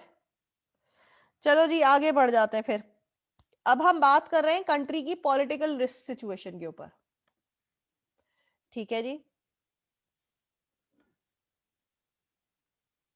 ठीक है, अब ग्लोबलाइजेशन से बेसिकली क्या हुआ है कि पॉलिटिकल रिस्क, दो दो चीजों के ऊपर this section will review the two such risk, और दो रिस्क जो हैं जिनको हम डिस्कस करने जाएंगे उसके अंदर हम पॉलिटिकल रिस्क की बात करेंगे और कंट्री रिस्क की बात करेंगे। पॉलिटिकल रिस्क का मतलब है ये वो अनएक्सपेक्टेड पॉलिटिकल मोटिवेटेड इवेंट है जिसके अंदर कोई भी कंट्री का आउटकम जो है वो आउटकम ऑफ एन इन्वेस्टमेंट जो है वो इफेक्ट होगा, outcome of an investment of the will be affected. Political risk is greater than it's countries with developing countries. अब मसला क्या है कि डेवलपिंग कंट्रीज हैं उसके अंदर political instability, for example Pakistan is still in the phase of under developed country और a developing country. Under develop तो नहीं, it's a developing country basically, ठीक है। डेवलपिंग कंट्री का मतलब है it's in the process of development अभी तक, yet it's not a developed country and it can not be called even an under developed country, it's in the phase of developing country, ठीक है। अब यहां पर political instability is actually going to be a problem. For example government change आती है, नई government आती है, नई पॉलिसीज बनाती है, उनकी नए टैरिफ्स होते हैं, तो अब यहां पर कोई भी आकर के अपनी इन्वेस्टमेंट क्यों लगाएगा, इट्स रिस्की। सेकेंड पॉइंट में यही लिखा हुआ है, change in government can sometime result in dramatic change for the business. Now I might have change the tariff. अब नई गवर्नमेंट आई है, उसकी अपनी पॉलिसीज होंगी, उसका अपना टैरिफ होगा, तो जो भी मेरे पास फॉरेन इन्वेस्टर था वो तो पुरानी वाली गवर्नमेंट के एरा में आया था, अब वो नई गवर्नमेंट के एरा में क्या करेगा, ठीक है। Political risk could be direct effect on the business, for example अब देख ले किस तरीके से डायरेक्ट रिस्क के अंदर आ रहा है। Risk of nationalisation of the foreign owned assets. Nationalisation का अगर हम बात करें तो नेशनलाइजेशन का मतलब है कि अब उसको किसी लोकल के साथ, लोकल को गिव अप करना पड़ेगा अपनी चीजें। नेशनलाइजेशन का मतलब है कि आप इंपोर्ट के ऊपर बैन लगा रहे हैं, आप फॉरेन ट्रेड के ऊपर बैन लगा रहे हैं in order to promote your local companies, ठीक है। तो अब हाई टैरिफ कोई भी मेरे पास बाहर की कंपनी को मैं क्यों एक लोकल टैरिफ दूंगी, मैं तो नेशनलाइजेशन के ऊपर जा रही हूं, मैं तो उसके ऊपर ज्यादा टैरिफ लगाऊंगी, ज्यादा इंटरेस्ट रेट लगाऊंगी, ज्यादा टैक्सेशन लिवाई करूंगी, ठीक है, rather than the local companies. अब the risk of government decisions to raise taxation, वही वाली बात देखिए आगे, उसी चीज को वो डिफाइन कर रहा है, टैक्स बढ़ा के। The risk of government decisions to restrict payments to foreign shareholders. अब आपने पेमेंट के ऊपर रिस्ट्रिक्शंस लगा दी हैं, इससे ज्यादा कैश नहीं जा सकता एट वन टाइम। ट्रांजैक्शन के ऊपर हमने करेंसी डिवैल्यूएशन का, हम अपनी करेंसी में पे करेंगे, ये पॉसिबिलिटी हो सकती है, हम डॉलर्स के अंदर ट्रांजैक्ट नहीं करेंगे। कुछ कंट्रीज ने ये भी किया है, कुछ कंट्रीज ने ये तक बोला है कि हम डॉलर के अंदर या हम किसी भी मॉनेटरी फॉर्म में नहीं करेंगे, हम गोल्ड के अंदर पेमेंट करेंगे, ठीक है। तो ये तमाम तरह अगर आप पॉलिसीज चेक करें,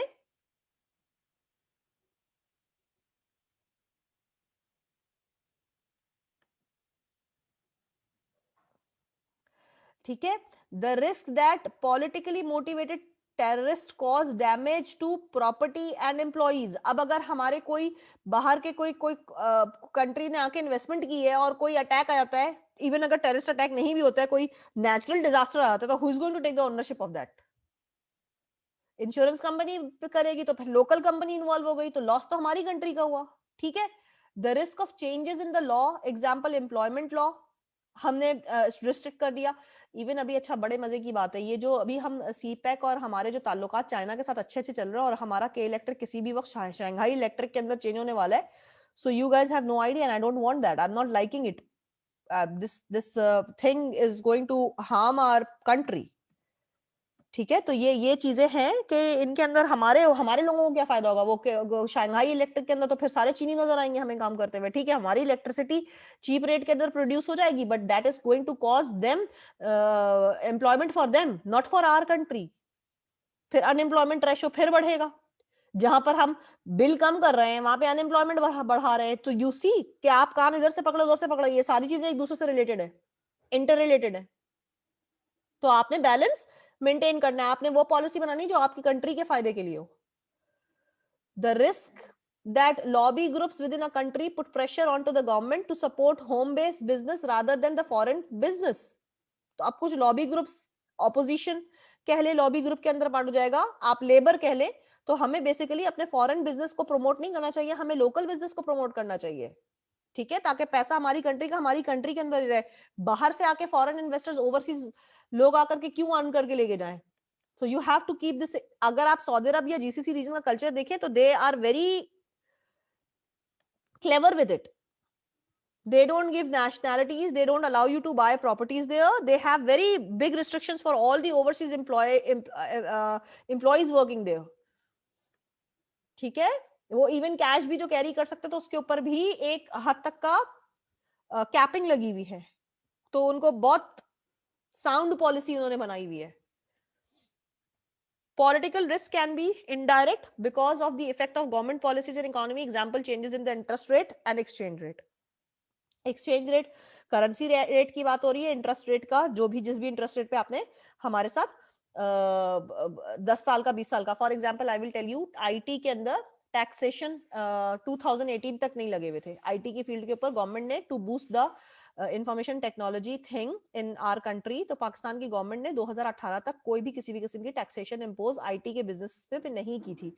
बहुत सारे एचआर के लोग, बहुत सारे डिफरेंट इंडस्ट्रीज के लोग टैक्स बचाने के लिए आईटी इंडस्ट्री के कैपिंग के अंदर काम कर रहे थे. ना ये भी देखे ना, हमारे लोगों की भी तो कोई कमी नहीं है.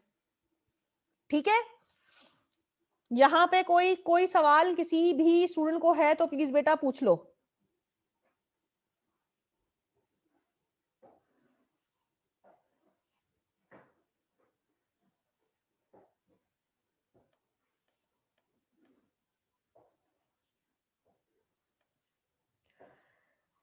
Three methods of managing political risk. ठीक है, अब पॉलिटिकल रिस्क को तीन तरीके से मैनेज किया जा सकता है. Understand the political risk before investing, यानी किसी भी इन्वेस्टर को हम पहले से बता दें कि ये सारे इकोनॉमिक रिटर्न्स हो सकते हैं, ये सारे प्रॉब्लम्स, ये पैरामीटर्स हो सकते हैं इन द लॉन्ग रन, पहले से बात कर लो. Review risk regularly during the period of investment. अब न्यू रिस्क में इमर्ज और एग्जिस्टिंग रिस्क में बिकम मोर मटीरियल. रिस्क तो बढ़ सकता है, रिस्क तो इन्वॉल्व है ही है. ठीक है, अब करना ये चाहिए कि आपने उसको पीरियोडिकली, फॉर एग्जांपल हर 6 महीने में, हर साल में उन सारी चीजों के ऊपर नजर रखना चाहिए कि कौन सा फैक्टर मुझे जो रिस्की जो है वो ज्यादा खतरनाक लग रहा है, तो उन फैक्टर से गेट रिड करना बेहतर होता है. Take action after the risk has materialized. और देखें, वही वाली बात बोला कि गेट रिड करना यानी एक्शन ओरिएंटेड हो जाओ, आप खाली रिस्क इवैल्यूएट करके बैठ ना जाओ. ठीक है, now I am moving on the country risk. Again country risk के भी 3 पैरामीटर्स हैं. ये सारी इलस्ट्रेशन है to give you an explanation. If you want you guys can read it. I am not going into the illustration that much, reason being कि हमारे पास case scenario based questions आएंगे, बट एमसीक्यूज के form में आएंगे, not the case scenarios और the written questions. So I am not doing the illustrations. और वैसे भी ये चैप्टर एक तरीके से रिवीजन है, because we have covered this from Stephen P Robbins as well. Anyways, moving on to the country risk analysis. There are 3 parameters for the country risk analysis. Likewise, there were 3 parameters for the political risk analysis. अब ये 3 country risk analysis पे है. कौन से है? Political analysis, financial analysis and economic analysis. Political analysis में stability of the government, हमने पहले ही बोल दिया था, अगर गवर्नमेंट चेंज होने वाली होती है तो उस वक्त कभी भी इन्वेस्टमेंट ना करें. नई गवर्नमेंट को आने दें, उसको टैरिफ को चेक करें, उसकी पॉलिसीज को चेक करें, उसके बाद इन्वेस्टमेंट करें. Corruption by officials. अब आपने हर जगह पर तो what do we say commission देना होता है. डिफरेंट रिलीजियस बिलीव, अच्छा कभी कभी आपके रिलीजियस बिलीव डिफरेंट हो जाते हैं. फॉर एग्जांपल आप देखें, मैकडॉनल्ड्स को इंडिया जाना पड़ा तो इंडिया के अंदर उसको वेजिटेबल की लाइन जो है वो इंट्रोड्यूस करनी पड़ गई. ठीक है, तो ये सारे भी मैटर्स होते हैं. हमारे यहाँ कोई ऐसा प्रोडक्ट आ जाए जिसके अंदर for example yes there were some multivitamins और देयर आर सम मेडिसिन जिसके अंदर जो है वो कुछ हलाल हराम का कॉन्सेप्ट हो जाता है, तो फिर वही वाली प्रॉब्लम आ जाती है कि ये प्रॉब्लम हो गई अब कंपनी के लिए. ठीक है, इसके बाद हम बात करते हैं एथनिक टेंशंस. कुछ हमारे एथनिक ग्रुप्स के बीच के अंदर, फॉर एग्जांपल कराची के हालात कभी ज्यादातर यूजुअली स्टेबल नहीं होते हैं. रीजन बीइंग कि there are so many different ethnicities living in this cosmopolitan city. ठीक है, सो ये हो जाता है. बट अल्लाह का शुक्र अल्हम्दुलिल्लाह, with the passage of time things are getting better. To be very honest, because I have been living in here, तो मुझे इस तरह का कोई प्रॉब्लम नजर नहीं आता. हाँ, मीडिया को अगर सुन लो तो फिर टेंशन हो जाती काफी. ठीक है, फाइनेंशियल एनालिसिस की अगर हम बात करें तो कैन कंट्री मीट द डेप्ट ऑब्लिगेशंस. को जो भी डेप्ट्स हैं उनको आप फुलफिल कर सकते हैं. आपका जो भी अच्छा, ऑब्लिगेशन वर्ड यहाँ पर यानी जो आप लीगली आप बाइंडिंग है, जो आपने लीगल बाइंडिंग की है, कोई लोन लिया है, कोई टैक्स पे करना है, दिस इज ऑल एक्चुअली डेप्ट obligation which is actually obliged. ठीक है, you have agreed to it.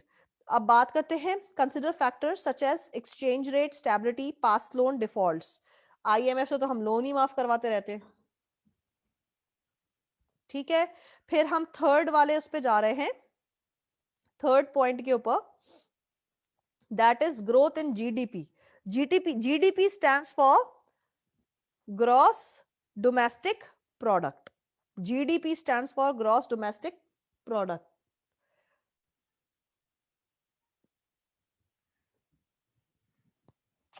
एक मिनट बच्चों,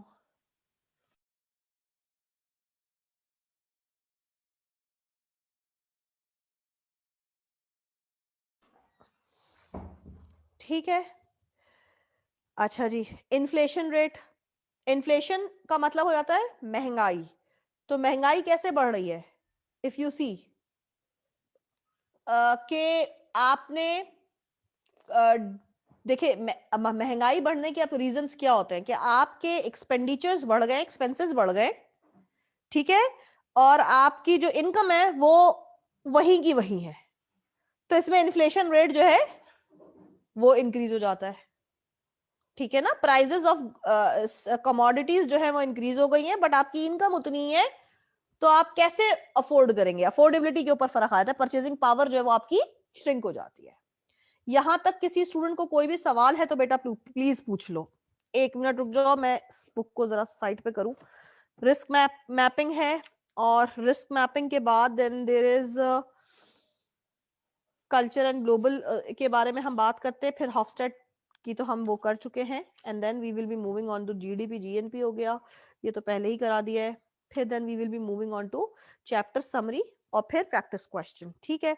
तो आज मैं यहीं तक रखने की कोशिश मेरी यही होगी, बट फिर भी अगर कोई सवाल है, हसनैन ज़ियारत, या दैट वाज फॉर श्योर, आपका पॉइंट क्लियर हो जाना चाहिए था, मगर आप बहुत अच्छे से क्लियर हो गया होगा, क्योंकि आपको मैंने डिटेल में डेप्थ में जा करके जो है वो कुछ इकोनॉमी आपके क्वेश्चन की बेसिकली वो मैंने उसको चीज को पूरी को रिपीट कर भी दिया, वरना probably you were not there in the last class, this is the first class I like probably, मुझे ऐसा फील हो रहा है, I don't know, you must be knowing it better। तो अगर आप ये क्लास ले रहे होते यानी स्टार्टिंग फ्रॉम दिस चैप्टर, जब हमने ये चैप्टर स्टार्ट किया था, तो आपका ये क्वेश्चन बनता ही नहीं, क्योंकि मैंने तमाम तर टर्मिनोलॉजीज के ना पहले हमेशा होता क्या है कि मैं एक आपका बेस कायम कर देती हूँ कि ये टर्मिनोलॉजीज है, इनको पहले मीनिंग देख लो, उसके बाद मैं डिटेल में जाना शुरू करती हूँ, क्योंकि यहाँ पे खुसूसन इस चैप्टर के अंदर कुछ ऐसी टर्मिनोलॉजी जिससे कि एक normal as a layman student जो है ना आर नॉट फेमिलियर।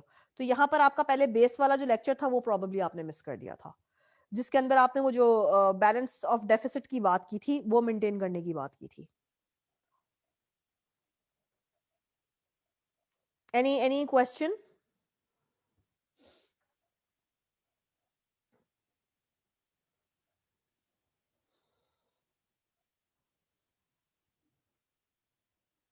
हाँ, थोड़ा सा मैं एक चीज वो कि ठीक है, मैक्रो माइक्रो पढ़ा हुआ है, लेकिन टू बी वेरी ऑनेस्ट थोड़ा सा नॉलेज जो सीए वालों के साथ या टैक्सेशन और इन सारे लोगों के साथ बातचीत करते हुए ज़्यादा नॉलेज आ जाती है, तो बंदा उसको यूज़ कर सकता है आपकी जो आप लोगों की ये टर्मिनोलॉजीज को आंसर करने में।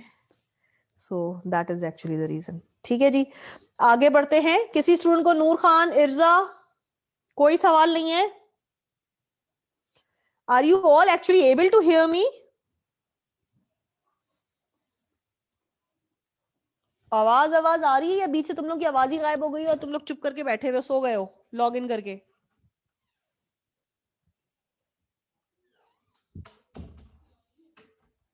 Any question from any of you?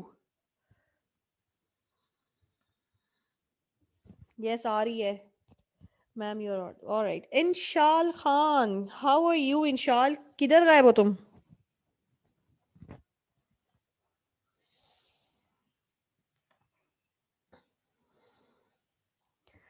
अच्छा जी, चलें जी।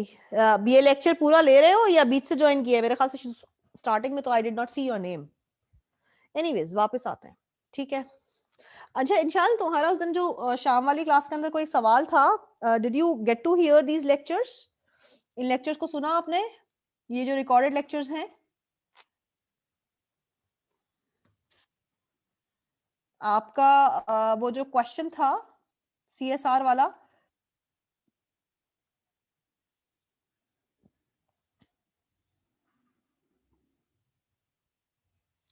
so is it helpful?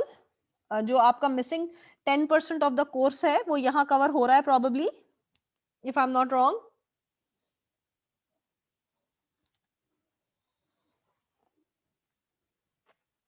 अच्छा चलें, आपसे फिर मैं बाद में बात करूंगी, मुझे व्हाट्सएप पे बता देना बेटा अगर कोई इस तरह की चीज होगी, because you are giving paper, so कोई कंफ्यूजन आती है तो you can just contact me on the WhatsApp, right. I will try my best to answer you, but I am too occupied आज।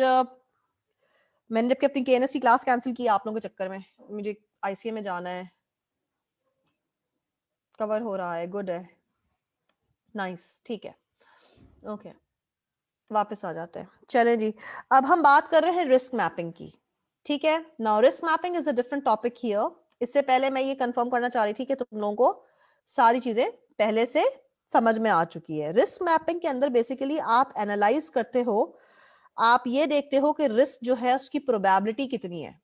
जब भी हम प्रोबेबिलिटी की बात करते हैं तो हमारे पास तीन टर्मिनोलॉजी होती है, low probability, medium probability and high probability, ठीक है। प्रोबेबिलिटी का मतलब होता है we are not certain about something but we actually are in a position जहां पर हम श्योर नहीं है, हम क्लियर नहीं है, चांसेस की बात कर लो। प्रोबेबिलिटी आर चांसेस, कि चांस है।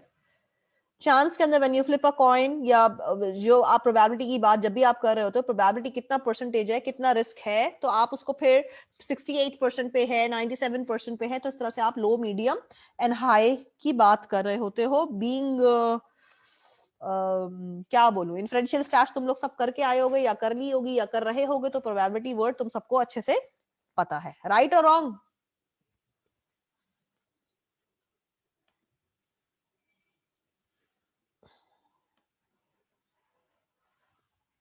हाँ बेटा, प्रोबेबिलिटी का इस तरह से पता है मुझे कि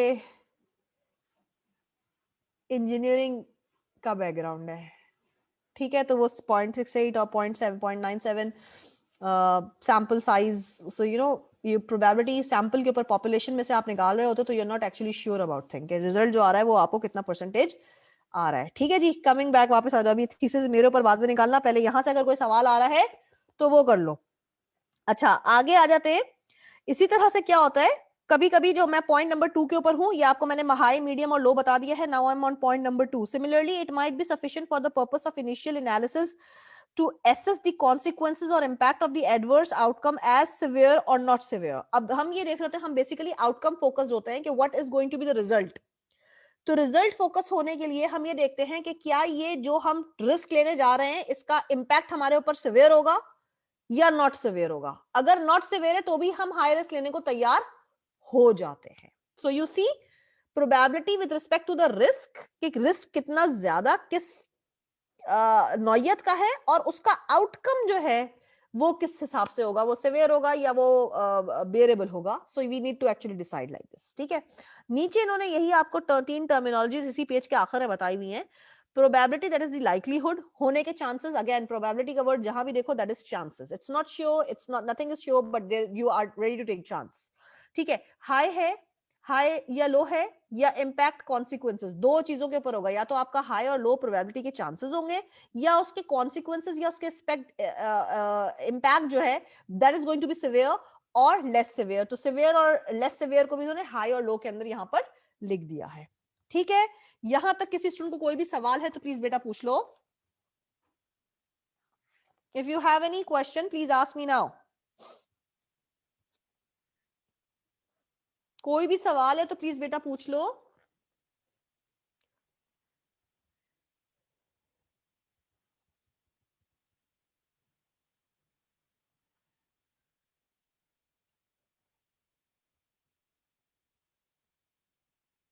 if you have any question, नहीं है, चलो जी मैं नेक्स्ट पेज पे मूव कर रही हूँ, बिकॉज मैं पूछ पूछ के मैं बेहाल जाती, तुम लोग जवाब नहीं दे रहे होते हो बच्चों, बुरी बात है। अच्छा अच्छा चलो जी, तुम्हारा भी प्रोबेबिलिटी और ये सारा इकोनॉमिक्स वाली चीजों पे खत्म हुआ। अब दोबारा कल्चर का इंट्रोडक्शन आ गया है कि भाई देखो कल्चर क्या चीज है। दोबारा ये बोल रहा है कल्चर क्या है, ग्लू रखती है, आपको होल्ड टुगेदर करती है, आपके वैल्यूज होते हैं, शेयर्ड वैल्यूज का वर्ड आपको यहाँ पे नजर आएगा, your believe, your knowledge, your attitude, your norms and customs. which that prevails in an organization is known as organization culture. Prevails in an organization का मतलब है कि हर organization के अंदर अपना एक culture होता है, अपना एक environment होता है कि वहां पर लोगों को कैसे behave करना है, क्या उनका attitude होगा, क्या उनकी knowledge होगी, क्या उनके rules and regulations होंगे. ठीक है. Elements of organization culture include, सबसे पहले अब उन्होंने शेयर्ड वैल्यूज एंड बिलीव्स की बात कर दी. तो शेयर्ड वैल्यूज एंड बिलीव्स के अंदर उन्होंने ये बता दिया है कि कितना जो है आप believe in importance of people as individual. अब या तो अब देखो, उससे हम लोग पहले भी करके आए हैं कलेक्टिविज्म एंड विलियम आउची की जेड थ्योरी के अंदर हमने थ्योरी ए और theory J. Theory A, people who used to behave individually, that is in American culture. Theory J, people who used to behave in Japanese culture, that is believe in collectivism. So you see, if you can relate and if you remember, बेटा paper मैंने नहीं देना, ये सारी theories तो मुझे हिफ्ज हो गई हैं, तुम लोग भी याद कर लो. ठीक है. General objective and valuing innovative. अब कुछ लोग कहेंगे कि भाई इनोवेशन आनी चाहिए, कुछ लोग बोलेंगे जो लकीर के फकीर हैं वो वहीं पे रहेंगे. they would actually resist change. ठीक है. An operational objective example, valuing customer services. We are actually producing for the customer. Our profit is actually earned from the customer, so customer is always right. On time delivery and everything on time. Time management goals are always smart. Smart के अंदर T is time bound. Time bound time management is something really very important. एक customer को जिस वक्त जरूरत है product की उस वक्त उसको प्रोवाइड किया जाए तो वो उसको सेटिस्फेक्शन कॉज करेगा. अगर उसके बाद उसको प्रोवाइड किया जाए तो उसको उस वक्त कोई फायदा नहीं होगा. ठीक है. इसकी एग्जांपल मैं ऐसे देती हूं कि एक पेशेंट है, उसको दवाई की जरूरत है, कोई भी दवाई हो. ठीक है. तो जिस वक्त उसको दवाई की जरूरत है ना, उसको दवाई उस वक्त फायदा करेगी. बाद में वो दवाई उसको डबल भी खिलाओगे तो कोई फायदा नहीं करेगी. ठीक है. अब बात करते हैं हम focus on output example. Valuing high quality and believing that we should strive for zero defects in product. Quality के अंदर हम कॉम्प्रोमाइज नहीं करेंगे, प्रोडक्ट के अंदर किसी भी किस्म का कोई डिफेक्ट नहीं होना चाहिए. यहां तक किसी स्टूडेंट को कोई भी सवाल है तो बेटा पूछ लो.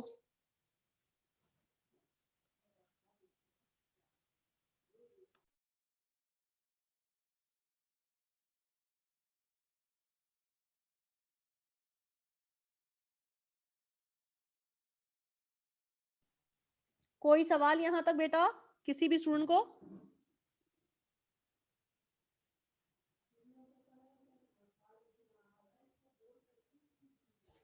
ठीक है.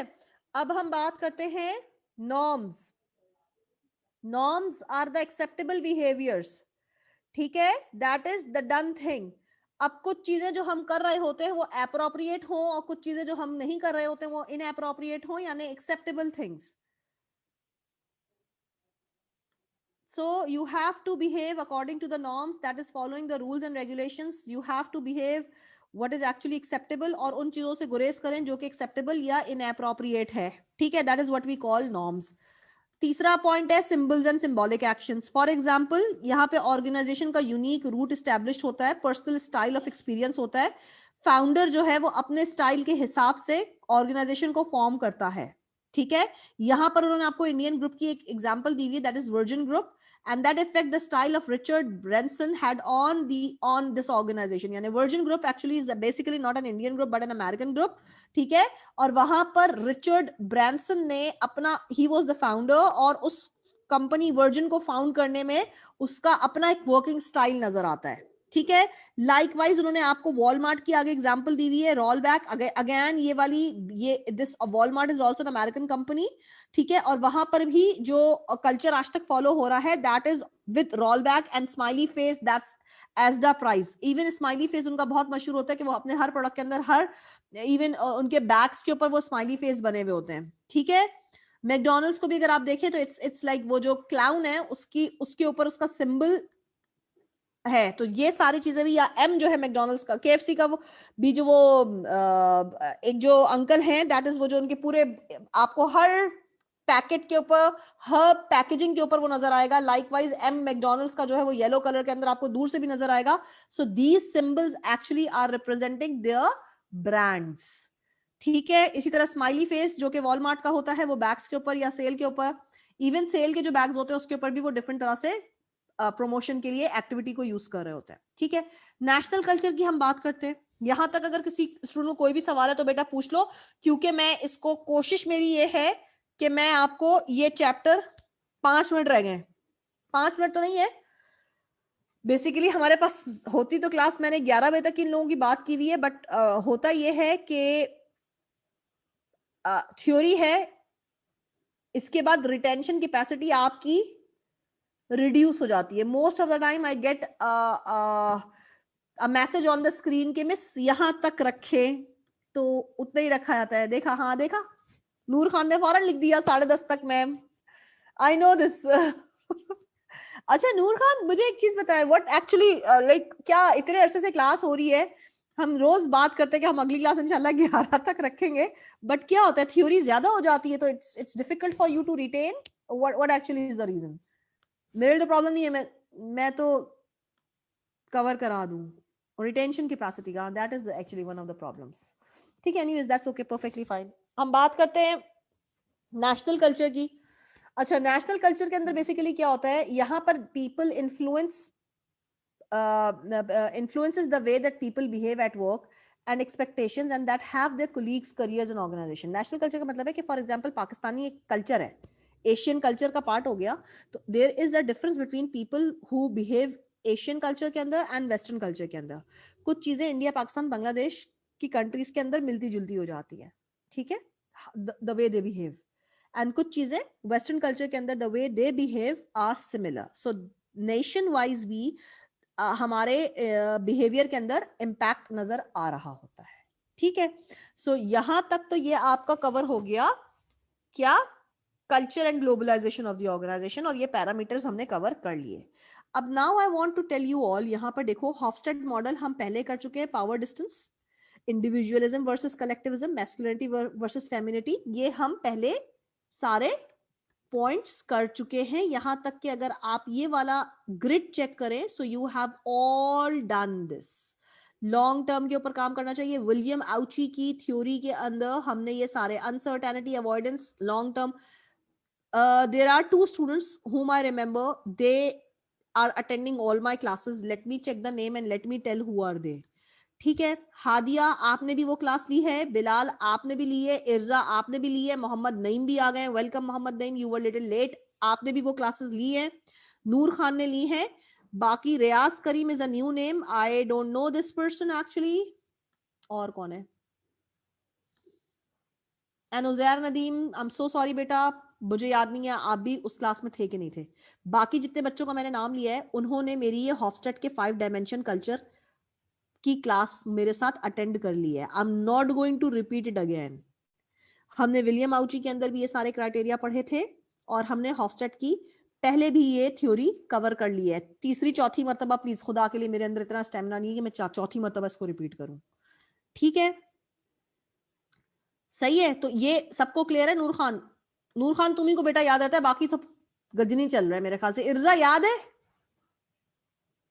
इर्जा, मोहम्मद नईम, उस दिन तुम भी सवाल कर रहे थे।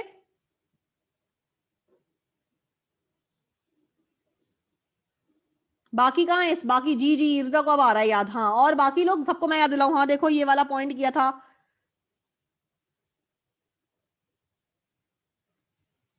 ठीक है। और फिर आउची ने ये कहा था कि हमें बेसिकली मिक्स निकालना होता है of the American culture end of the Japanese culture. हमें कहीं पर अमेरिकन कल्चर को फॉलो करना पड़ जाता है और कहीं पे हमें जापानीज कल्चर को फॉलो करना पड़ जाता है, क्योंकि हम इंडिविजुअलिज्म के ऊपर भी सिर्फ काम नहीं कर सकते और ना हम सिर्फ कलेक्टिविज्म के ऊपर काम करेंगे, तो हम दोनों का मिक्सचर के ऊपर चलते हैं, इफ यू रिमेंबर, ठीक है। इनको गो थ्रू कर लेना, अगर किसी स्टूडेंट को ने वो क्लास मिस भी कर दी थी तो वो सुन ले मेरे लेक्चर्स को, रिकॉर्डेड है ये।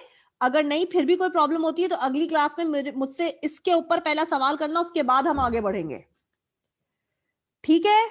ये मैं आपको बता रही हूं बहुत क्लियरली, ये फैक्टर्स हैं। High power distance, power distance क्या होता है कि कितना पावर एम्पावर करना चाहिए एम्प्लॉय को।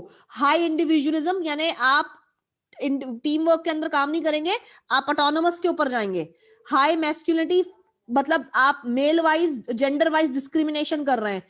अनसर्टेनिटी को अवॉइड, यानी हाई अनसर्टेनिटी, रिस्क लें, एक हद तक लें, बहुत ज्यादा अनसर्टेन चीजों के ऊपर आप अवॉइड करें। लॉन्ग टर्म ओरिएंटेशन यानी एक दफा आप एम्प्लॉय के अंदर ऑर्गेनाइजेशन के अंदर काम करने लगते हैं तो आप उसी ऑर्गेनाइजेशन से रिटायर होते हैं, टर्नओवर जो है वो लेस होता है, ग्रोथ जो है वो स्लो होती है, फिर भी टर्नओवर लेस होता है. So you need to check all this. William Ouchi की थ्योरी इसी चैप्टर के अंदर हमने की थी.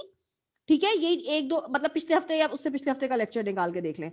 सो यहां तक आई will be keeping it till here. ठीक है, लेकिन कल की क्लास में तुम लोग मुझसे ये बातें पूछ लोगे अगर कोई भी प्रॉब्लम आता है. उसके बाद लीडरशिप मोटिवेशन स्ट्रक्चर. ठीक है, and there was one more word. हाँ, यहां तक जब आप मुझसे कर लेंगे तो मैं यहां से आपको कल जीडीपी जीएनपी फिर एक दफा हम करेंगे, फिस्कल पॉलिसी. हालांकि ये सारी चीजें मैंने आपको पहली क्लास के अंदर बेसिक चीजें बता दी हैं. इस चीज को करने के बाद balance of payment, inflow and outflow of the money को भी हम कल डिस्कस करके फिर मैं आपको कल ये सारी चीजें डिस्कस करने के बाद आपको मैं एमसीक्यूज की इस चैप्टर के इत्तेफाक से हमारे पास एमसीक्यूज हैं that tells us that gives us an hint कि ये MCQs important है. इंशाल, are you there? इंशाल ये 2-2 मार्क्स वाले एमसीक्यूज हैं, इनकी प्रैक्टिस आप करके जाएंगे. Where are you Inshal? Yes, ठीक है. और उसके अलावा मैंने आप वाले ग्रुप के ऊपर कुछ फाइल्स ऑलरेडी एमसीक्यूज की शेयर कर दी थी for you and all others who are actually giving, because आप मेरे बी सेक्शन के स्टूडेंट हैं तो बी सेक्शन रेडी है पेपर देने के लिए. 10% जो कोर्स रहता है वो यहां से कवर हो रहा है. पेपर की डेट कब है Inshal? When is your paper?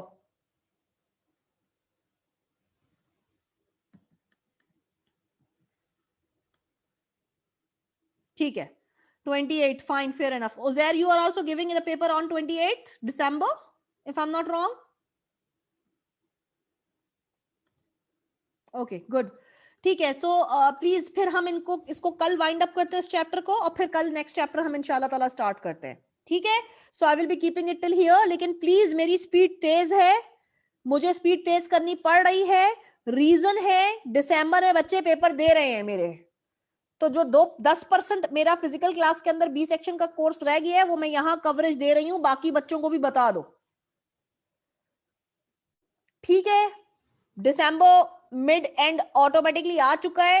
10 जनवरी मेरे पास डेडलाइन है इस ऑनलाइन कोर्स को खत्म करने की. So we are not left with much time.